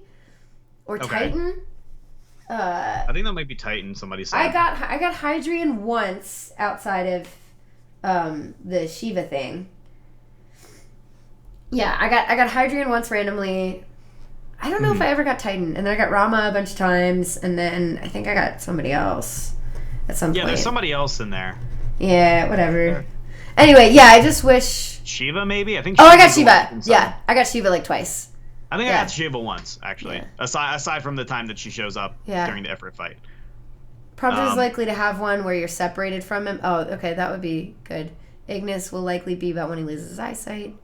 Shiva becomes really common after you get her. If your team members are dead a lot, you get Titan. There it is. If you, Noctis, are in danger, you get Leviathan. Oh, that's what I was talking about, Hydrian Leviathan. That's what I meant. Sorry. So people who are stacked with potions, like you and I were, Kitsune, that's why we all got Rama a lot, I'm sure. Because we don't like dying. So maybe people who weren't like over leveling or over prepared. So like the people who were newer to Final Fantasy games, there's a chance that they got a more diverse amount of summons because the game was made to help in different moments of challenge. And that's the thing. I don't really enjoy not getting to like wield these summons as weapons, which. Yeah. I don't know. It is kind of cool because they like kind of swoop in and help you, and it's like this grand epic animation. And if you were to use that like a million times over, it would get pretty boring. Right. But sort of the feeling that creates for the character is that they always come in when you're in a pinch. I've complained about this before, but it's literally Deus Ex Machina. It's the God machine. It's the intervention of the gods to help you.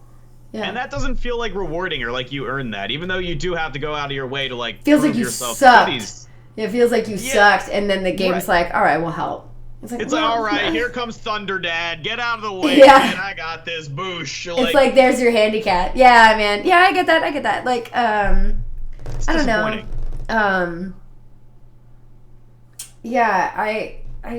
I think they were maybe trying to switch out the regular use of summons with like the regular use of the Armiger.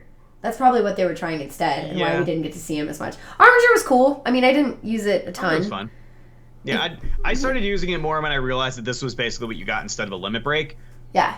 It was essentially that, Yeah. and it was, I think, like, you could be damaged while you were Yeah. armaduring, but you couldn't You didn't really you couldn't be notice. knocked out. Yeah, no, you can't. I think you can't be knocked out, so it was usually good to save it for like when an enemy was about to do some annoying shit. Did you get the bow, the crossbow? I don't think I did. Was that one of the king weapons? Yes.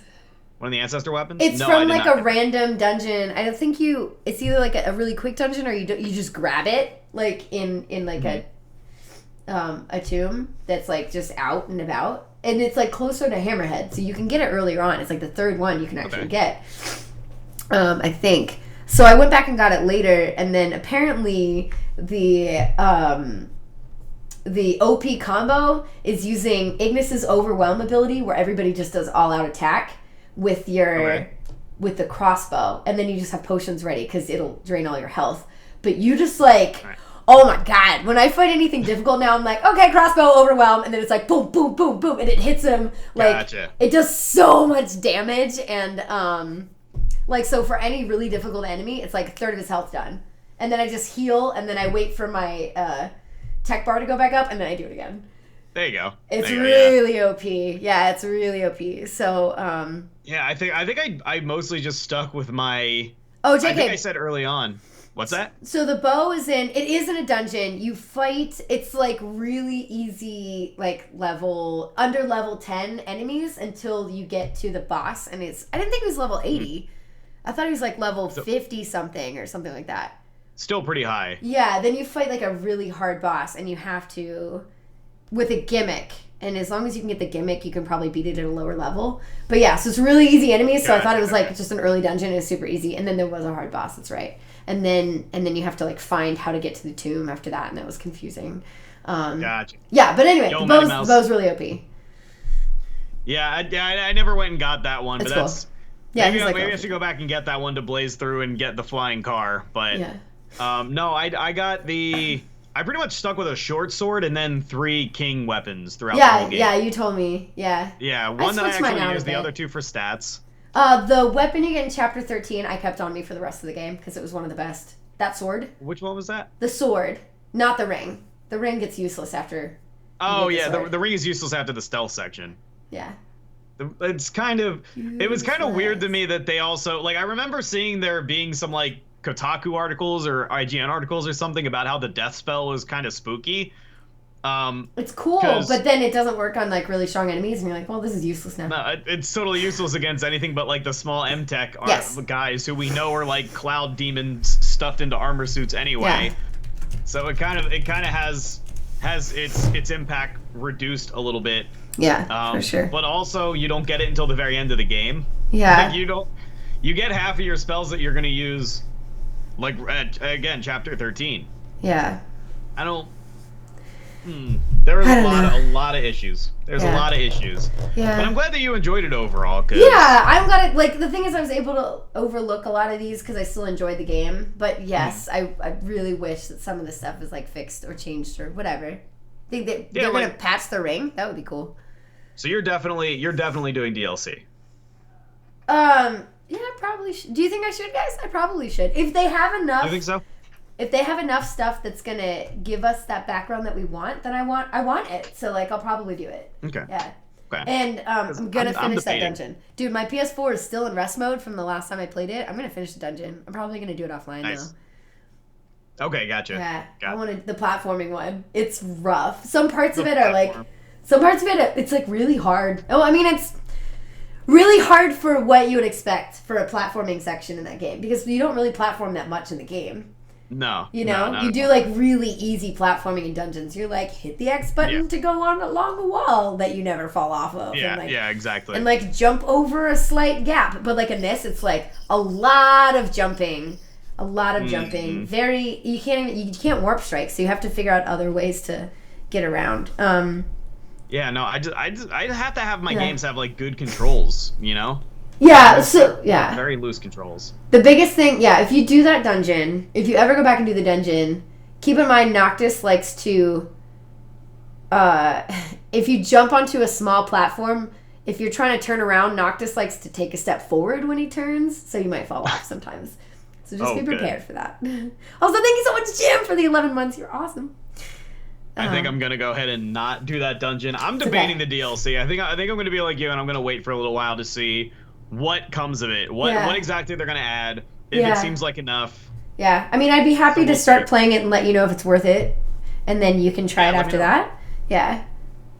Let me know. So, I really want, like, having played this. This is now what did we say? Your second Final Fantasy game? Yeah. Second Officially. Final Fantasy, and the first one was 10. The first one was 10, so I'm gonna go back. Yeah. I'm also planning on playing 7, 9, 13, which I just picked up because somebody wanted me to. Oh, nice. So 7, 9, 13, and maybe 6 or 8 as well. Okay. Yeah. All of them I can recommend. 8 is probably the weakest. That's why. The story goes nowhere and the combat system's weird. Yeah. But I still have a really soft spot for 8. I have to. I just want to know if somebody who is like relatively uninitiated in the series, somebody who hasn't like played all the super old ones. I want to see you coming to Final Fantasy VII for the first time, and especially as somebody who I know pays attention to the story and will read everything, and I'm sure you will want to do some of the side stuff in it as well. Right. I'm gonna know like a very slight few things about it already because it's talked about and because Kingdom Hearts but I know like the characters are very different, like how they portray them is very different in Kingdom Hearts, so like I'm not gonna base them off of that. Yeah. Who could that be, right? I know. Big time. Cloud is like really weirdly broody in everything after Final Fantasy VII. Yeah, that's what I heard. You might be surprised. Like if you watch Advent Children, he's super broody. If you played the prequel Crisis Core, he's super broody. Yeah. He's very, very broody. They actually took more elements of another character, Vincent, and rolled them into Cloud's design for Final Fantasy. Okay. Or I'm sorry, for Kingdom Hearts. Yeah. So he's actually like a lot more cocky in the game. Yeah. You told me he's like trying to have a big ego, right? He's like trying to prove himself. That's what I've heard. So I think I have a better, more accurate, picture of him going into this. So I think I'll be okay. Yeah. Also, that's what I've heard. Lighthouse about 13 being really linear. So I'm prepared for that too. Bozzy says that 13 as a trilogy ages well if you're fine with the story being a bit schlocky. Schlocky. Yeah. So I want to do 13 before I invest in the other two in case it's not my favorite. So we'll see. Ultra Michael puts it great, and people often don't even say this about Cloud, but he says, "Poor Cloud, look at all he went through, though," and that's what I think makes a great character, is showing a struggle that a character has been through. I feel like we didn't get this at all in Final Fantasy 15. They tried to have Noctis have that struggle, that graduation from prince into king, and fell flat. Yes, yeah. I think he was just kind of stubborn most of it. And it's like, it just wasn't like, I don't know. I don't know. I still felt for him. I did feel for him. You could tell. I did too. I didn't hate Noctis. He felt like a character that slept through his own game. Okay. You know what I mean? And then he woke up to fight the final boss. Yeah, he finally got up out of bed late and figured out what he had to do. But like for the most part before that, he was just kind of like a whiny kid, and like they kept talking about like the burden and like the toll that the ring and the throne would take on him. Yeah. But they just never really make us feel that. They only tell us. They tell us, they don't show us. Yeah. I guess like I'm trying to think of other characters. I mean, I only have a few in terms of Final Fantasy stuff to like relate or compare to, and I'm just like, if you look at like Yuna and Ten, like you see I call him Tudis. You see Tudis' character development clearly. Yeah, you very much see that in 10. 10 is another great example in the franchise, and even looking outside of the main characters, you have guys like Kamari, who comes from a background where he's an outcast in his own society. Yeah, I like that. And I was thinking of Yuna. I'm like, her character's flat, but at the same time, it's kind of not, because you see her struggle enough to feel for her, even if she does kind of have the same face on the whole game. Yeah. Like I compare her to Aqua, but I give her a lot more depth than I would give to Aqua in the Kingdom Hearts series. She's a Kingdom Hearts character. Okay. And she's the one who like everybody's excited to play the extra chapter for in 2.8. Like she's a sweet character, and you can tell like basically what she's like. She's just trying to do the right thing, but that's all her character is trying to do the right thing, and she just kind of gets butt fucked over for it. And and that's it. Just like Luna. Yeah, but poor Luna. I still think Luna was more. I mean, I think Luna's more interesting than Aqua as well. Like, because you have more about her. You see, kind of. I don't know. Maybe you have to. I don't know. I think Luna, you definitely didn't get enough of a sense of. Luna felt very, very. Like you said, she was one dimensional in that all she wanted to do was this right thing. Do the right thing. And when we find out that, just like Noctis, her entire story and her entire destiny has been preordained since her childhood. Yeah.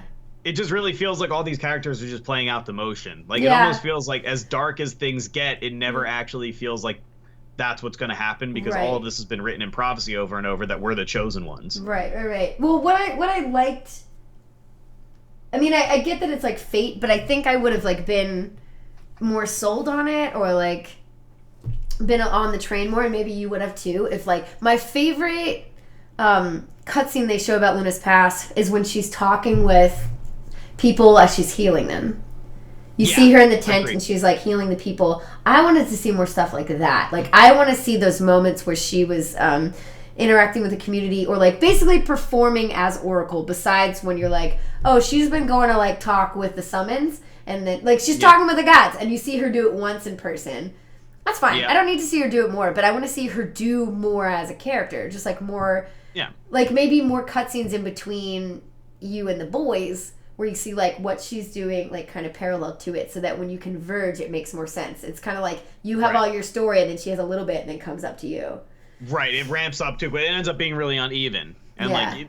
Even though they're the main characters, that doesn't really excuse it, because so it makes her feel underdeveloped. Yeah, you should have more about the boys, but I wish there was more about like her progress along, so that when you meet and have that point, it would definitely have been more emotional as well. It was not gradual enough. I definitely agree with that. And I agree that I really like that scene where she's healing people. Yeah. And I thought that created a very interesting parallel between her and Arden that could have been explored, where he was a spirit healer of his time, and now she's a spirit healer of this time, taking on the burden of others. And that kind of goes back to, I'm sorry to keep bringing it up, but that goes back to Final Fantasy VII, where in the original development, Eris and her murderer, Sephiroth, also the love interest and antagonist of that game, share a common background, where at first they believe they're of the same race. That ends up being not true, but and also in development they were supposed to be brother and sister. Yeah. Oh, interesting. Yep. Okay. That ends up not being the case in the game. Everybody cries in 10.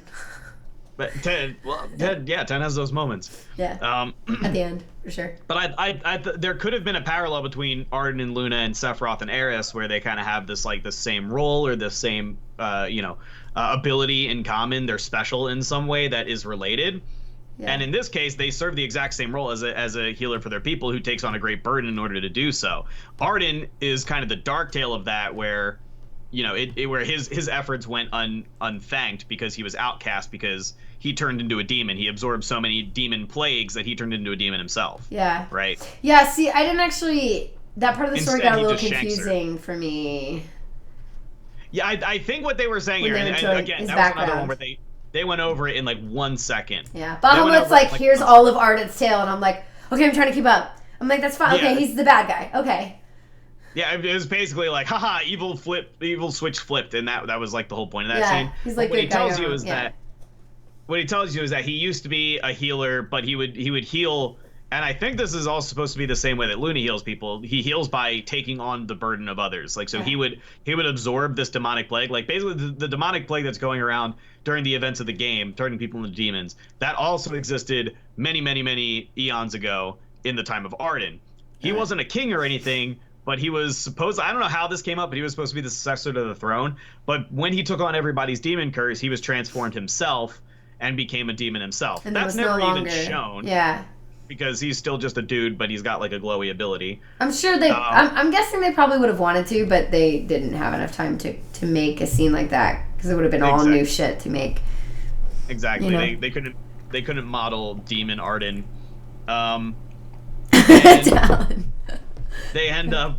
They basically end up. Like, for some reason, Luna dies a hero.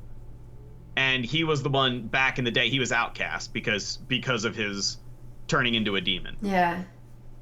And they really could have done something with that. They really could have. But instead, we didn't see any relationship between him and Luna. There's just a moment where he drops in at the last moment on an inexplicably stable airship and shanks her and then pieces out. Yeah. You know, once again, everything happening abruptly. Yeah, that's true. I don't know. But the guards aren't having it curse them with immortality? That could be it, Ultra Michael. Oh, I'm not okay, I don't know. I'm not sure. Yeah. I don't have enough info because it was too rushed for me. It's just another thing that they rushed. And I just keep saying, like, this is just something that they would not have rushed, I feel, in previous Final Fantasies. Whether it be 10 or 9 or... I mean, there's always been rushed plot points in Final Fantasy historically. There are always major things that get glossed over a little too quickly, and I think that that's more of a translation issue, because I think you say more in a shorter space in Japanese than you do in English. Yeah, probably. Okay. But overall, that doesn't act as an excuse. You know, I'm not gonna... we have an entire massive English-speaking audience here that is left scratching their heads wondering what the hell just happened. Right. So if it was answered another thing. Oh, somebody mentioned earlier that there was a translation that was different for a character in another. Oh, it said like Prompto in other languages is like actually Niflheim instead of a clone or something. Which I don't know if that's true, but that's just what somebody said. He is Niflheim? No, he belongs to the Niflheim Empire instead of... I mean, which makes sense. Yeah, no. Which is also true. He did say that. He's a clone from the Niflheim Empire. Yeah, but I think the other languages said he was only like a member of the Niflheim Empire instead of a clone. I don't know. Maybe that was... I don't know, man. Also, thank you so much, Will and Jay Martini. You guys are awesome. Thank you. That's the thing. One thing that they neglected to do that they do in almost every other Final Fantasy. There's almost always in every Final Fantasy an evil empire of some kind. Yeah. They didn't show it very much. All they showed were the mercenaries for it. No, like from what we can tell, all that happens in Niflheim is it's just like an eternal land of night and demons. They don't even have people.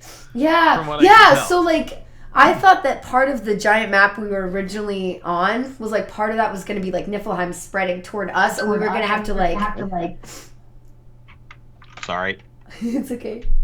And we were going to have to like go in and infiltrate their lair, which we kind of do by 13, but like. Yeah. But it's in just kind of a weird way. I don't know. You don't see any of it. It's just you're outside one moment and then you're on a train inside and you don't ever really. Yeah. This is kind of disjointed, I guess. It really is. It's just yet another connection that wasn't drawn. Yeah. That overall hurts the thing holding together. It's an entire story that just doesn't hold up because it's not. Yeah, I know. The pieces are there; they're just not connected in any meaningful way. Right? Yeah. So I did the best I could for everything I could make of the story, and then getting help from the chat, like putting all that together. I was like, okay, cool. I'm caught up with plot. That's fine. I'll just follow along because there's other things I'm enjoying about this game, like how it looks or how you play or whatever. Like I liked the idea behind the final fight with Ardent. Like I liked what happened after that. I liked how.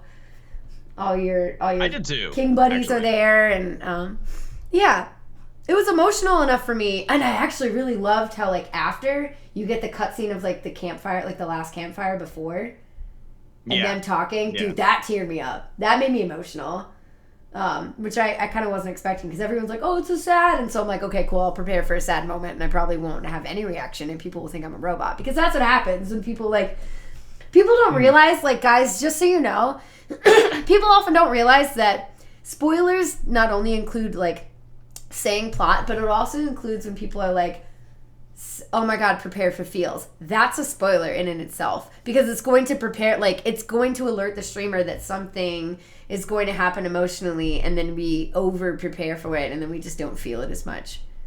You know, it kind of ruins our experience. So just like if something big's going to happen, don't say anything about it. Not even like prepare for feels. Not even like, oh my OMG, this part. Like we don't don't say anything because don't be that guy during a movie. You know, like whenever you're sitting there watching a movie that you've seen before that other people haven't seen, and you go, oh, wait for this part. Everybody will tell you to shut up. So what you need to do, like the best thing to do is to wait for it to happen and then be like, oh, I love that part. Or, oh my god, that part was feelsy. But wait until after. Like we don't even want to hear We don't even want to hear it. Yeah, when people say, oh my God, prepare for feels, prepare to cry. I cried so much at this part. I never have a big reaction to it. Like, people like, oh my God, I cried so hard. Sorry, spoilers. I mean, this is going to be a spoiler for another game, but it's a really short game. So, have you ever heard of To the Moon? What is it called? To the Moon? Oh, I've heard of it. I haven't played it. Okay. Do you want to play it? You can spoil as long as if you care about To the Moon spoilers, mute now. Okay. All right. So if you don't care, people are like, "Oh my God, I cried so hard in that game." So that's what I was expecting, and at the end, I was like, kind of teared up at one point, sort of, because I was like way over emotionally prepared, and I was like, all right, well, and I was like, oh, it's not that sad. It's sad, but I just didn't. It's whenever and I don't react on stream as much either. So, like, those two together, like, you won't see me react nearly as hard because I'm not getting a legitimate, super blind experience to all this, Yo, Mushroom, thank you for 2 years. You're awesome. You're not having a genuine reaction. Big time. Yeah. Exactly. So, guys, just keep that in mind. But even with... Yeah. Tell people to unmute in the chat, you can unmute now for anybody who muted for To the Moon. But even with people saying, like, prepare for feels or something, or like, oh, this part was sad, like, I still did get emotional enough because I did end up seeing that I was attached enough to the 4 boys to be like, yo, this moment's touching. And mostly because it was them interacting with each other, and that was the part that I liked most about the game, was them interacting with each other. So I was able to connect in that way, and that's kind of what got to me, man. That was still the strongest point in the game, and I'm glad that they managed to hammer some of that home. Yeah, I agree. Right at the end. For sure. That was really like that's sort of his jumping off point, right? Is like the last thing that he's gonna experience is just like a camp out with his friends. Yeah. Like, and I didn't even understand the metaphor that was happening at that point because I was still like trying to get my mind around all the other like Arden shit that had just happened. Okay. But no, I loved it. I connected immediately because I also camped so often earlier on in the game. Yeah. I camped so often that I was like, oh, it's some camping again. It was a good callback. They did emotion really, really, really well in the ending cutscene, in the whole Leviathan cutscene. Yeah, that camp really cutscene. Cool. Yeah, the Leviathan. Yeah, that was a good one. It was good too. So like there are moments really that awesome. were well done, and you're like, yes, just do this more. Do this more. Yes. Yes, like please more of that. Just keep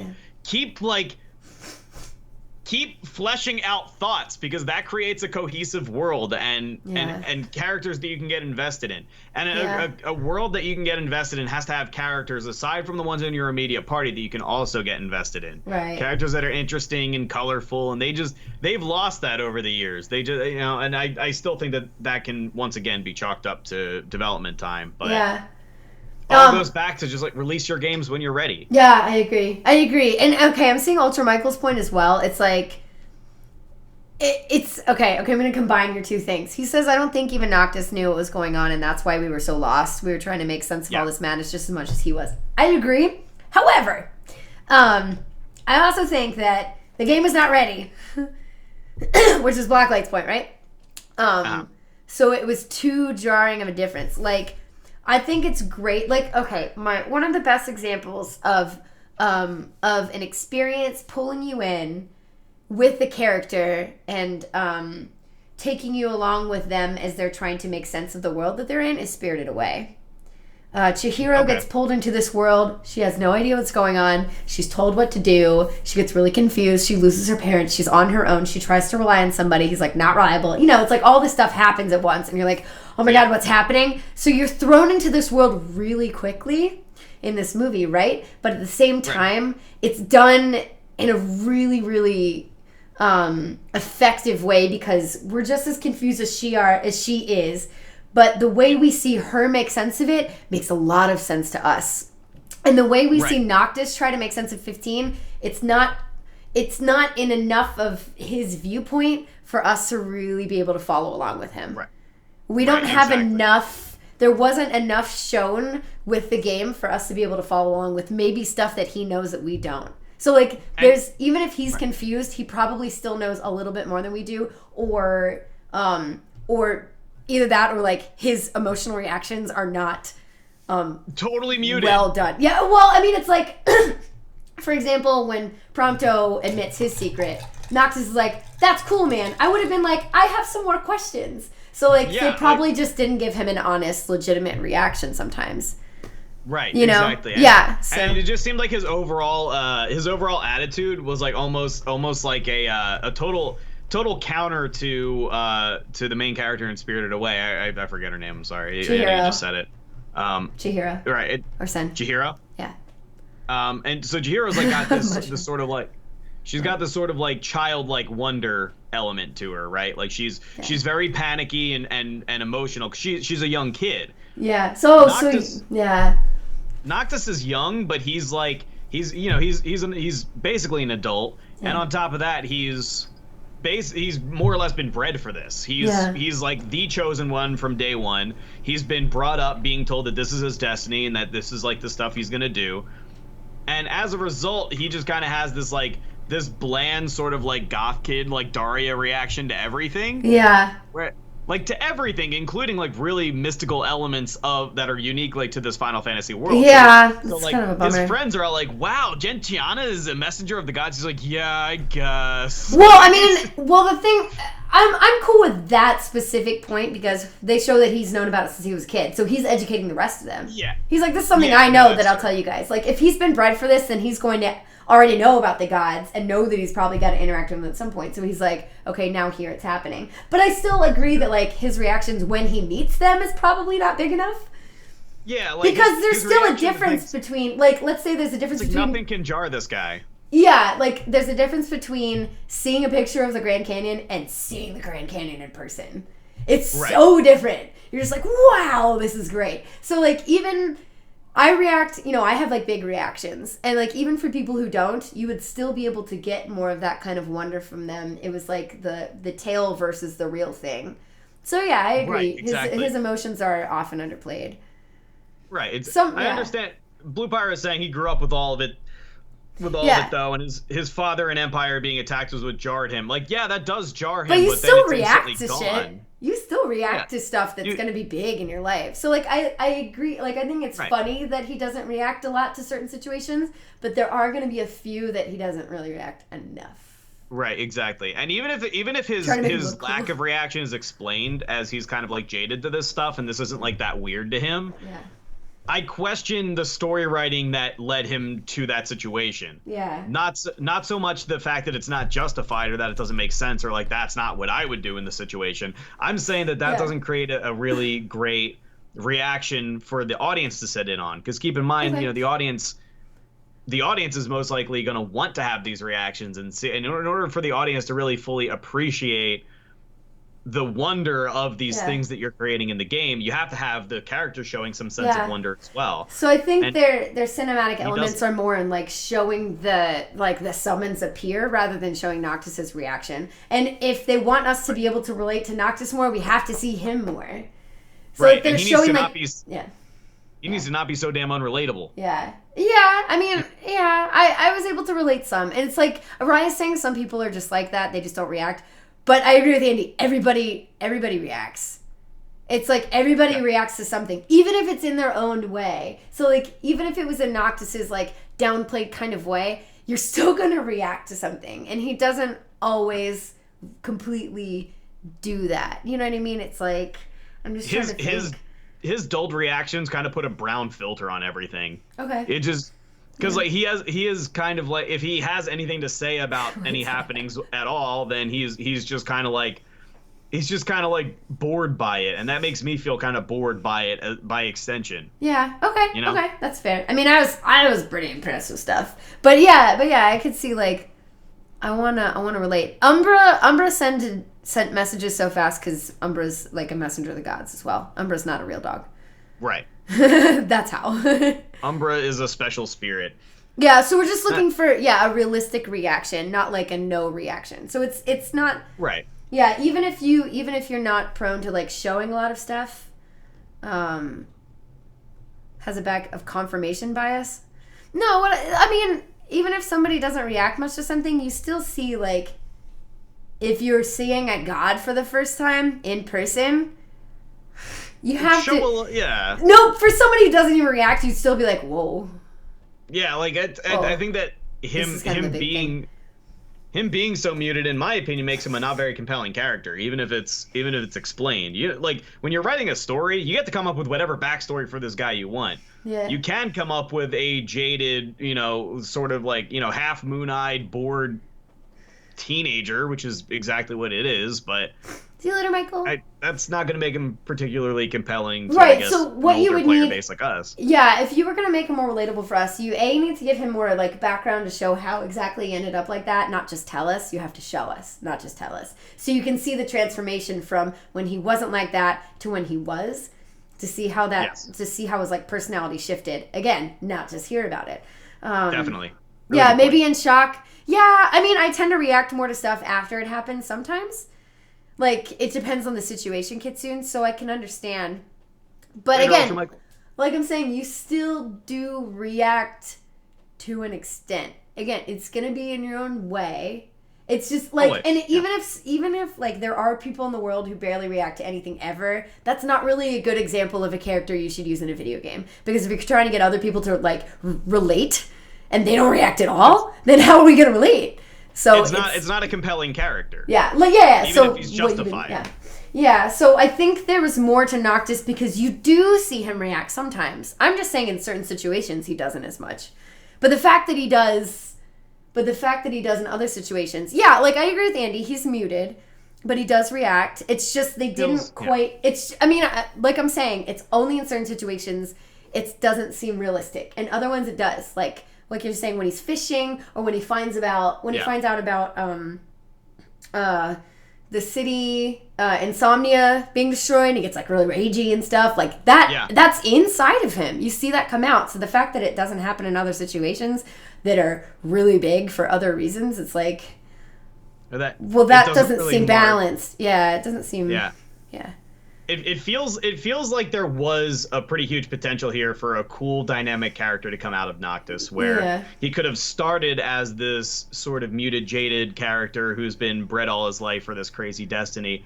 But maybe seeing these things come to life in front of his eyes could have been something of an eye-opener for him and caused him to change his behavior, gain a new appreciation a little bit, along with the trauma, of course, of having his home city sacked, his father killed.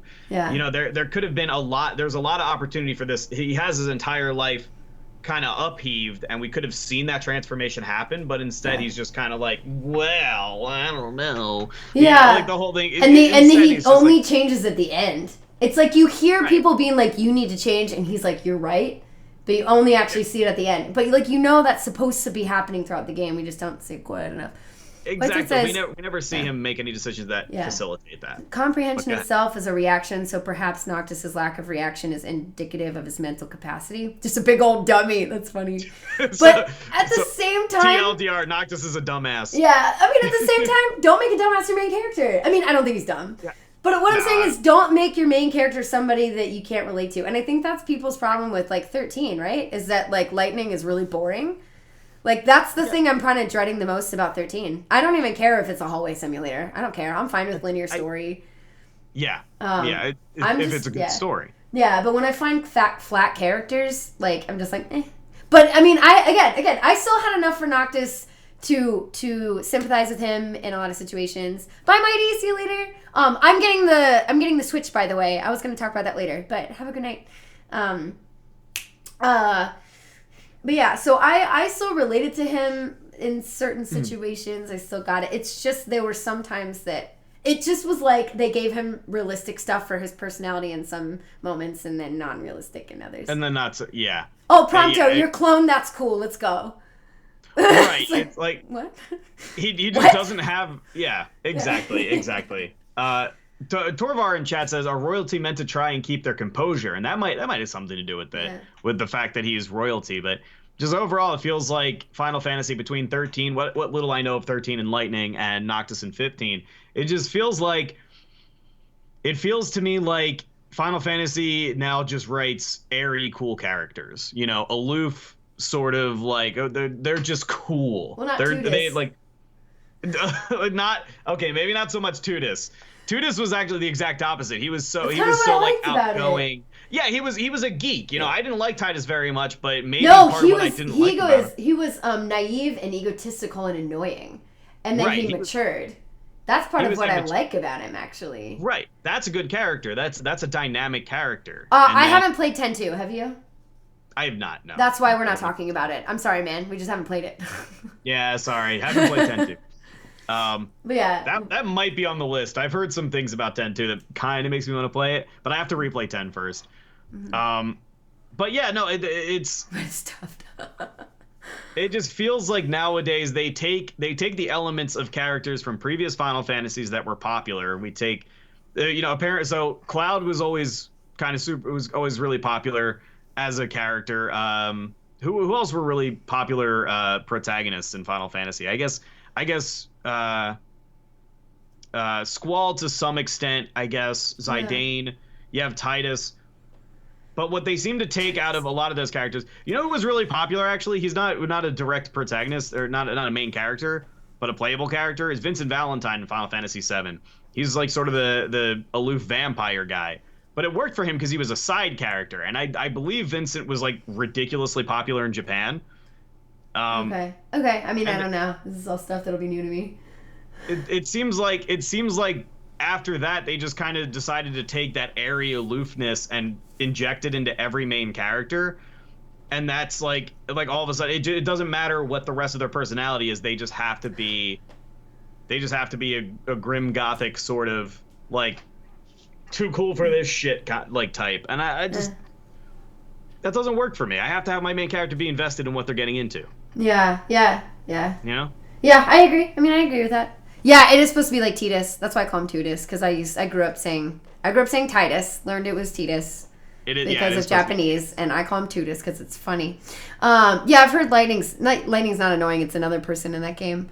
You're not flat. You're not a flat person, right? It's just learning how to find your emotions separately. And like the thing is, like we need like one of the best characters you can have in a game, in a movie, in a show are ones that you like see growth from. And the only time you see major growth from Noctis is at the end. And that's part of why we're having an issue with him, because we don't see the growth. Yeah. And that's why we were explaining his reactions, because we don't often see if his reactions are like the same or are muted. It's like we're going to relate less. We're going to see less growth. Like it's just the way they developed him was not as relatable as it could have been to get us to like further relate to this boy band thing. That's why my favorite part was the four boys interacting with each other, because that showed most of their personality to me.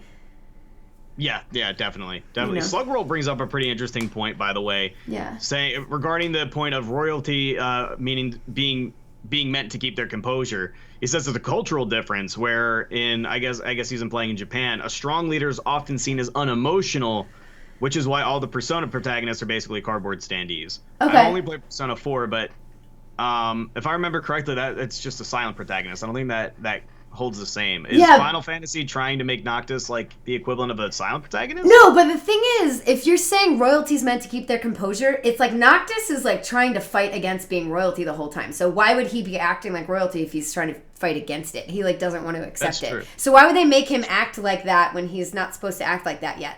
Like we should see him turn into that if he's developing into the role that he's meant to fit. Like, because he seems like he really doesn't want to have anything to do with it at first. He's just trying to get out of there and go meet Girly Pants that he, Luna, that he is loving all over. So, like, and this is... it doesn't make sense to start him being, like, cold if that's what royalty is supposed to be, because then he'd already be there. But he's not. It would have been a good opportunity for him to start off as being a little bit more colorful and naive and, maybe more Titus-like, and then maybe he grows up over the course of the game and becomes a little bit more muted. Yeah, I wouldn't say he needs to be... I wouldn't say... maybe not use Titus in, like, the exact same way, because, like, I can't imagine Noctis being a loud, emotional, expressive person. That's not what I want. That's not quite... him, right. It's not quite like that. It's showing, like, if, I'm just trying to think of a good way to think about this. If you're going to have a character, like, I just watched the first season of Jessica Jones, and a lot of people says that she's kind of like a one note. But you see more depth to her, and part of the way they show that is literally camera angles. It's showing her face in the right frame at the right time. So I think that, like, if they had done more of a cinematic effect with Noctis's emotionless side, like, the times when he does present them, we would need to get that like close-up shot or something. Like they do it once or twice, like toward the end and right after Insomnia falls. They do that. They literally show a close-up of his face. And you see like the rage start to form, and that's when he kind of like breaks open for a little bit and then closes back up. But like, and then right back to it, yeah. But it's if they had more of those moments where you see that kind of like cinematic, because he is less emotional, everything's more subtle. If they showed that bit more, that's really true. That could make a big difference. Yeah, that's a really good point. I think this game could have just straight up benefited from more cutscenes, and I very rarely say that about a game, but this game really could have used just more opportunity to correctly frame its character and use a little bit of videography in order to develop his character a little bit and set the tone for him. Yeah, because when he's just kind of making these like passing board comments, usually it's while you're in the middle of gunning it as hard as you can across a field. He's. Yes, you don't see his face at all. Only mode, right? Exactly. Right. You don't have any sort of say in what the camera angle is going to be. Yeah. Maybe he was heavily sedated the whole game. It could have just been. Oh, you're talking about Samus. Okay. You could have definitely been getting poisoned by somebody. Maybe Ignis was just slipping pills in the whole time. But young King needs his rest. That's cool. Arden, he's not quite Scar. Actually, he's kind of like Scar. The only thing is he didn't grow up with Noctis. That's the big difference. Yeah. Noctis is Simba and Arden is Scar. The reason why Noctis wouldn't fit as Simba, even though it seems like he should fit that role, is that he's not. He's like adult Simba before. Like Noctis is never child Simba. You don't see that part of him. You only see adult Simba versus adult Scar. Now, Lion King is a great example of a character, and this is great because most people have probably seen Lion King, I would imagine. Yeah. He's like afraid of his role, and then he like owns up to it, and everything's shit when he gets back home. It looks terrible, and then he has to fight Scar. That's a great metaphor. But would have been a perfect parallel. Except you have to skip like the whole first 3/4 of the movie. For the metaphor. Exactly, because there was really barely any relationship between Arden and Noctis, aside from the fact that they're possibly like distantly related or something, and also Arden like forces his way into your group in order to help you a couple of times. Like that's totally Hakuna Matata's. It's like, but I think he Hakuna Matata's before the game. We don't get to see it. Yeah, exactly. That's the problem. And again, Lion King is a great example of a great dynamic character in Simba, where he starts off as sort of this happy-go-lucky kid who's got not a care in the world. Everything bad happens. It all falls out. And then it's only when he's at his absolute worst that he's able to rebuild himself with the help of some newly found friends in a new area. But you see all of this like guilt and fear and all of this stuff that goes through a real human brain when you go through like loss and stuff. Right. And he goes through him before he's ready to like try to overcome it. You see all of that. It's really cool. It's actually really well done. Really fantastic portrayal of emotion in all the scenes where he's kind of like arguing about going back, like with Nala and stuff. When he finds her as an adult. Maybe we should have had like King Regis like show up in the clouds, talking to Noctis, like on the edge of a cliff, and then he can yell at his dad. Maybe we should have had that in there. we needed a lot more scenes that would set up bits like that, but instead we just kind of got this static character who's like bored from the get-go. Yeah, and it's okay. He's grown up from age 4. Yeah. We see. We see there are a couple of compelling moments we see for him. I just think it's not enough. Yeah, I think to sum this up, and we've actually now been talking about this game for like 2 hours. I don't know if you realize we've already gone past that. We've got a lot to talk about. Lots to talk about. I think that, in my opinion, to sum this game up, I would say there is something great here, and it just wasn't realized. Yeah. Okay. I thought it was enough to let me enjoy the experience, but I wanted more.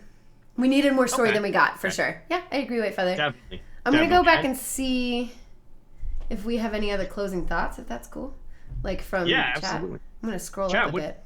How about some closing thoughts on Final Fantasy 15? Anybody who's played it through, what do you guys think of the story overall? I have seen people chiming in along the way. Yeah. Dead Fox does offer a good point. All the characters were pretty excited about Ramen. That is true. No, just Gladio. Mostly just Gladio.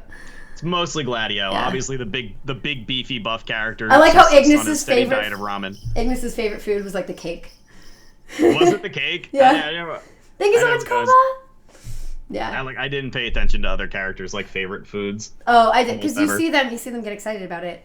Let me see. I'm just like scrolling back down real quick and seeing through comments on my stream. The story needed more ramen. Yeah.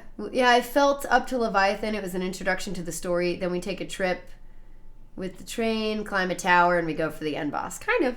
Okay. Kind of, yeah. It feels like it was an entire first act, and then there was no second act, and the third act was about 5 seconds long. Yeah, okay. That makes sense. Let me see. What else, guys? We talked about the DLC. Looks like we answered some of these questions that were brought up early on from you guys. Yeah, we grabbed a lot of them while they were coming along. Yeah. Yeah. Yeah, it looks like I started grabbing comments more throughout. Yeah, do you guys have stuff we didn't talk about? Do we ever see the main character and his love interest together having a conversation outside of the flashbacks? No, never outside of the flashbacks. No, only when they see each other. I think that's part of I think that was on purpose to show the tragedy, and I'm okay with that. Yes. But we needed more from their past then, if that was going to be the case. We needed more from their past, and we needed a little bit more done with that theme of that disappointment. You know, that of almost reaching the goal only to have it fall out of your hands right at that last second. Yeah, I think we needed a bit more. You hated that there were so many side quests? The thing is, they're presenting you with a ton of side quests that you could do. You don't have to do any of them. Like, you barely have to do any side quests at all. Funny. So, like, it's totally up to you. What is this? It's a talk show. We're almost done. It looks like we're wrapping up. We want to get comments from you guys. Wrapping up. What do you why do you think there was so much advertisement? I think that was just honestly them trying to make their money. I think Square Enix has been pretty much about printing that paper lately. Yeah. Publishing all the games they're publishing. Look at any big movie that's released in theaters ever. If you look hard enough, you'll see every advertisement, and it's a lot more than you think at first. It's a lot more than you think. And I also think that it was done probably just to like secure funding for the game and make sure that, like we said, even though the final product itself maybe only got 2.5 years of development, the game was itself in development for 10 years, which eats up a lot of costs. They have to make that back somehow. So I think that may have been part of factoring in the decision of why they did so many advertisements. Okay. Oh, did they have advertisements in 13 too? I'm not sure. I mean, I haven't played, so I don't know yet. Patrick says, worth playing, worth the money, not exactly worth the wait. I would say almost worth the money. Maybe once the DLC comes out, I would say it's worth the money. Worth like the full amount. I mean, I would say worth playing, but again, I want more. Andy likes the combat, so he wants it to stick around for more games. If they can clean it up, yeah, I liked it too. Actually, I would be really down with it if they could clean it up. Yeah. If they could make the controls more responsive and make things like enemies telegraphing attacks more obvious, fix the camera up. Change up the auto locking. I was in one dungeon where you have a room that you get stuck in, and you have to fight like one or two Yojimbas, and a bunch of the Thunderhead, like the bombs. Yeah. But it's the ones with the spikes, so when they explode, they form more. Oh, really? And there's 3 of them in there. So they build up and explode, and build up and explode, and you're in like this tiny room that you're closed into until you beat everybody. And so the room gets literally full of thunder bombs. And you can't see shit. I was like, I can't see anything. I'm like, guys, what do I do? I literally can't see. All my teammates are dead. They're like, put on all your thunder equipment. I was like, okay. So I thank God I had enough equipment to be 100% like thunderproof or lightning proof. So that like I didn't get hurt. I almost didn't get hurt anymore aside from physical attacks, so I could actually like fight them down. But oh my God, that camera was so bad in that area. That was the worst camera I had in the whole game. Also, apparently when you fight the Adamantoise, the camera's really bad because it tries to get the whole enemy in view. So you know how the camera shoots up in the air? Yeah. You can't even like see your character. That's pretty bad. Yeah. That's pretty bad.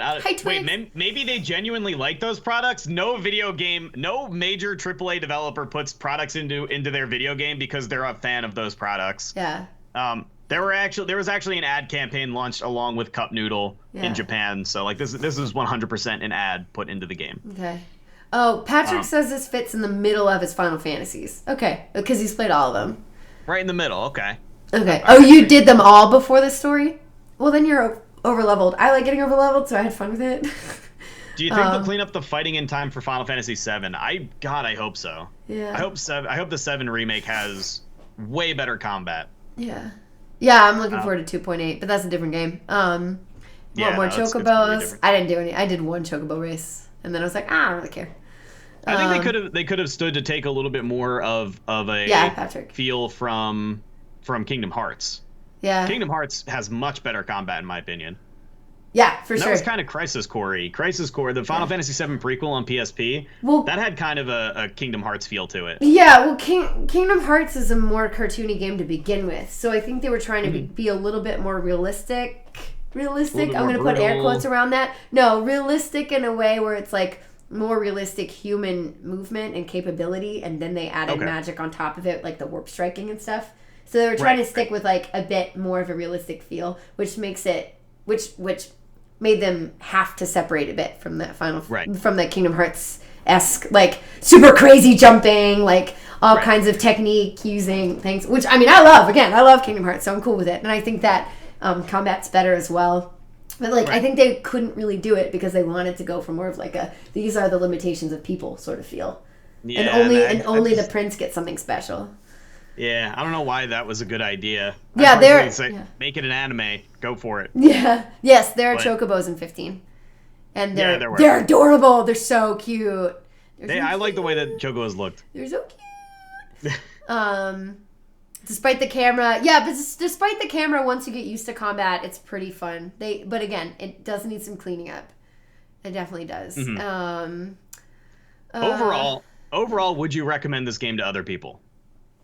Kung Fu. And chat chime in. Would you recommend 15 to other people? Yes, with exceptions. Yes, with exceptions. So if you think that they would like it, if it's their kind of game. Yes. Okay. I would give them warnings about plot holes and tell them to ask questions when they need it. Yes, definitely. Yeah. Like look some stuff up because a lot of stuff isn't going to make sense. No, what was the Kingdom Hearts Easter egg? I didn't see it in the game. What was it? No, watch Plot Play it instead. I missed this too. Kingdom Hearts? Yeah, there was an Easter egg in there. Let me see. Andy says Andy knows a lot about this. One of the original plans for this game was that you could play as all your party members and they play differently. Prompto would play like a third-person shooter. That would have been cool. That would have been really fun. That would have been cool. That would have been fun. Yeah, I did recommend it to Talon, but that's because I think he would enjoy it. Well, now you've heard all the spoilers for it, Talon, but you can still play it just to play it. Maybe wait for DLC, guys. That's what I was gonna say. My recommendation would be wait for DLC and see how that goes. Yeah, because we'll give you a better estimate after that, maybe. Yeah. As we've mentioned, there's potential here. There's a lot of potential here that just wasn't fully realized. I don't know what you're talking about, White Feather. So no. Hey, wait, hang on. The story pacing. Yeah, the story pacing was one of the worst parts. Story pace. Wait, Prompto about the key in the post dungeons. What about Prompto's key? Huh? Oh, I didn't go in those areas in the dungeons. Oh yeah, what was up with that? Okay, Talon. There was something about like a locked. There was like these perma-locked doors and they were like, oh, we'll have to come back for this. It's post game. That's all post game. Yep. Okay. Yeah, it's just post game extra hard stuff. I haven't done it, but that's just what I've heard. T-Frag. Okay. Yeah, so they try to include enough post game to keep it interesting. So you can always go back and try some stuff out, but that's totally up to you. Yeah. Yeah. Well. So I'm personally thinking now we should start thinking about which game we're gonna play next. Because I know that you're gonna be playing 2.8. I might be holding off of 2.8 because I don't have time to play other Kingdom Hearts, right? Right. I would need to get caught up on all the other Kingdom Hearts. So we should try to come up with something that we'll be playing for this show, something that we're playing concurrently. That'll probably have to wait till you're done with Kingdom Hearts, I would imagine. Yeah, but in the meantime, I think he and I might converge you guys on something that maybe you've played or you haven't played and I have, or something like that, so that we have good back and forth to talk about. Right, definitely. Yeah. So I think that's going to be next on our list of things to talk about. Triforce recommends Bravely Default, and I think that's on our list of games we thought up. Oh, okay. I haven't played it yet, so we can't have that back and forth until I played as well. No, definitely not. But Bravely Default is for I've never completed it, but what I have played of it, I really enjoyed. Okay. I really enjoyed. That was one of the 3DS games. Yeah, that's something I do want to play at some point. Really solid game. Actually, the Switch had a pretty interesting JRPG coming out from Square Enix. Did you see that? Which one? We didn't really. I forget what it was called, but Is it the 2D style one? Yes. It has the beautiful looking backgrounds. Yes, 2D that looks on 3D. cool. I don't know what it is, but I'm like, I want to play it. That looks awesome. Yeah. I want to look it up. Yeah. I want to look it up right now. Square Enix. I want to play that. It was a Square Enix title. I'm excited for Xenoblade 2, but I've never played Xenoblade Chronicles, so I will be playing that at some point this year. Because I want to play Xenoblade 2.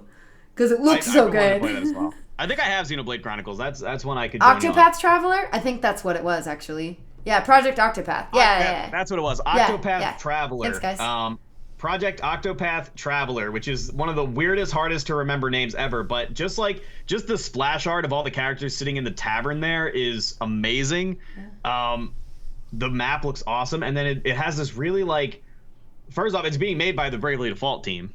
Great. Okay. So I'm gonna go out on a limb and say it's probably gonna be a pretty good game, but it also has an art style that reminds me of one of my favorite JRPGs of all time, Star Ocean Second Story, which had the same. It was on PlayStation 1, but it had the same style of 2D on 3D graphics. Oh, cool. Okay. Yeah. No, I like that. I think that's cool. It was really, really cool. So are you going to? I mean, Paper Mario is my favorite game, so obviously I like that. Are you getting the Switch? Yeah, definitely. Are you gonna get it day one? You are? Cool, me too. Okay, great. Yay. Because we'll be playing Zelda, you guys. Oh, yeah. Oh, my God. I know it's not typical standard RPG, but it's kind of RPG-esque. It's whatever. It's good enough where we'll play it and we'll talk about it. People often debate whether or not Zelda counts as an RPG. I think it's not your typical JRPG, but it's definitely action RPG-ish. Yeah. I think it's suitable. Yeah. So there's that. Mm-hmm. That's not until March. We could probably, after you finish Kingdom Hearts 2, we could probably do something that's not super crazy long. Right, exactly. We have quite a few options there. Mm-hmm. Super Mario RPG is one. We were talking about that. Yeah, that's a good one. Paper Final Fantasy Octopath Traveler. Torvar calls Octopath Traveler Paper Final Fantasy. Oh, that's funny. Yeah, no, that makes sense. I like it. Yeah, pretty much Aussie. Yeah, we're focusing mainly on RPGs. That's why it's called Sidequest Cafe. It's because we're side questing. Ironically, I did no side quests in Final Fantasy 15. I did all of them. I did almost all of them. Besides some of the hunts, right. I did almost all of them. As long as somebody's taking care of them. Yeah. Yeah, exactly. Yeah, man. Yeah, but we have hopefully another game announced for you guys soon. Yeah. And we'll be back in 2 weeks to talk about it no matter what. Yes, we have time to discuss it, decide what that next game is going to be. Yeah, we have a whole list, you guys. We have a list of the games we want to try out this year, so we're ready. And I'm good to go with my 3DS capture and everything. I've got pretty much every console we could possibly want. I know that you're good to go on all your consoles. Everything but Xbox stuff, so I'm good. Everything but Xbox. Yeah. Everything but Xbox. Yeah. But all right, so we have some good shows coming for you guys in the future. So thank you so much for watching us cover Final Fantasy 15. I know. Thanks, guys, for talking with us and listening to us and all that stuff. Yep, and hey, Stardust, how's it going? Coming in late. Fufu, thank you for joining me throughout Final Fantasy 15. You too, Blah. I'm glad we could. I really like that we had different opinions on the game. Actually, I like that. Yeah. I was kind of worried that our whole dynamic was going to be ruined by an awesome game. We totally lived up to it. We had one that was dead in the middle, nice and divisive. That's just how I like them. Yeah. But it was really fun talking to you about this. It was really fun talking to you about the game and going through it and seeing what your opinions were, having your chat chime in, having my chat chime in. It's been a good time. Yeah, you too, man. So we'll come back with you guys. We will reconvene in 2 weeks with a new game and a new topic, and it's gonna be really fun. And then eventually we'll try to get some guests on, which will be cool. Oh yeah. We can start talking about bringing some guests as well. Yeah, exactly. So I hope you guys join us for the next episode, and we will talk to you guys soon. We'll keep you all updated, okay? Yep. Thank you guys very much. I will see you all next time. Fufu's chat. I'm getting out. Goodbye. Okay. Bye, Fruit Basket. Bye, Blah. See you later. Bye, Kung Fu. Good talking to you. You too.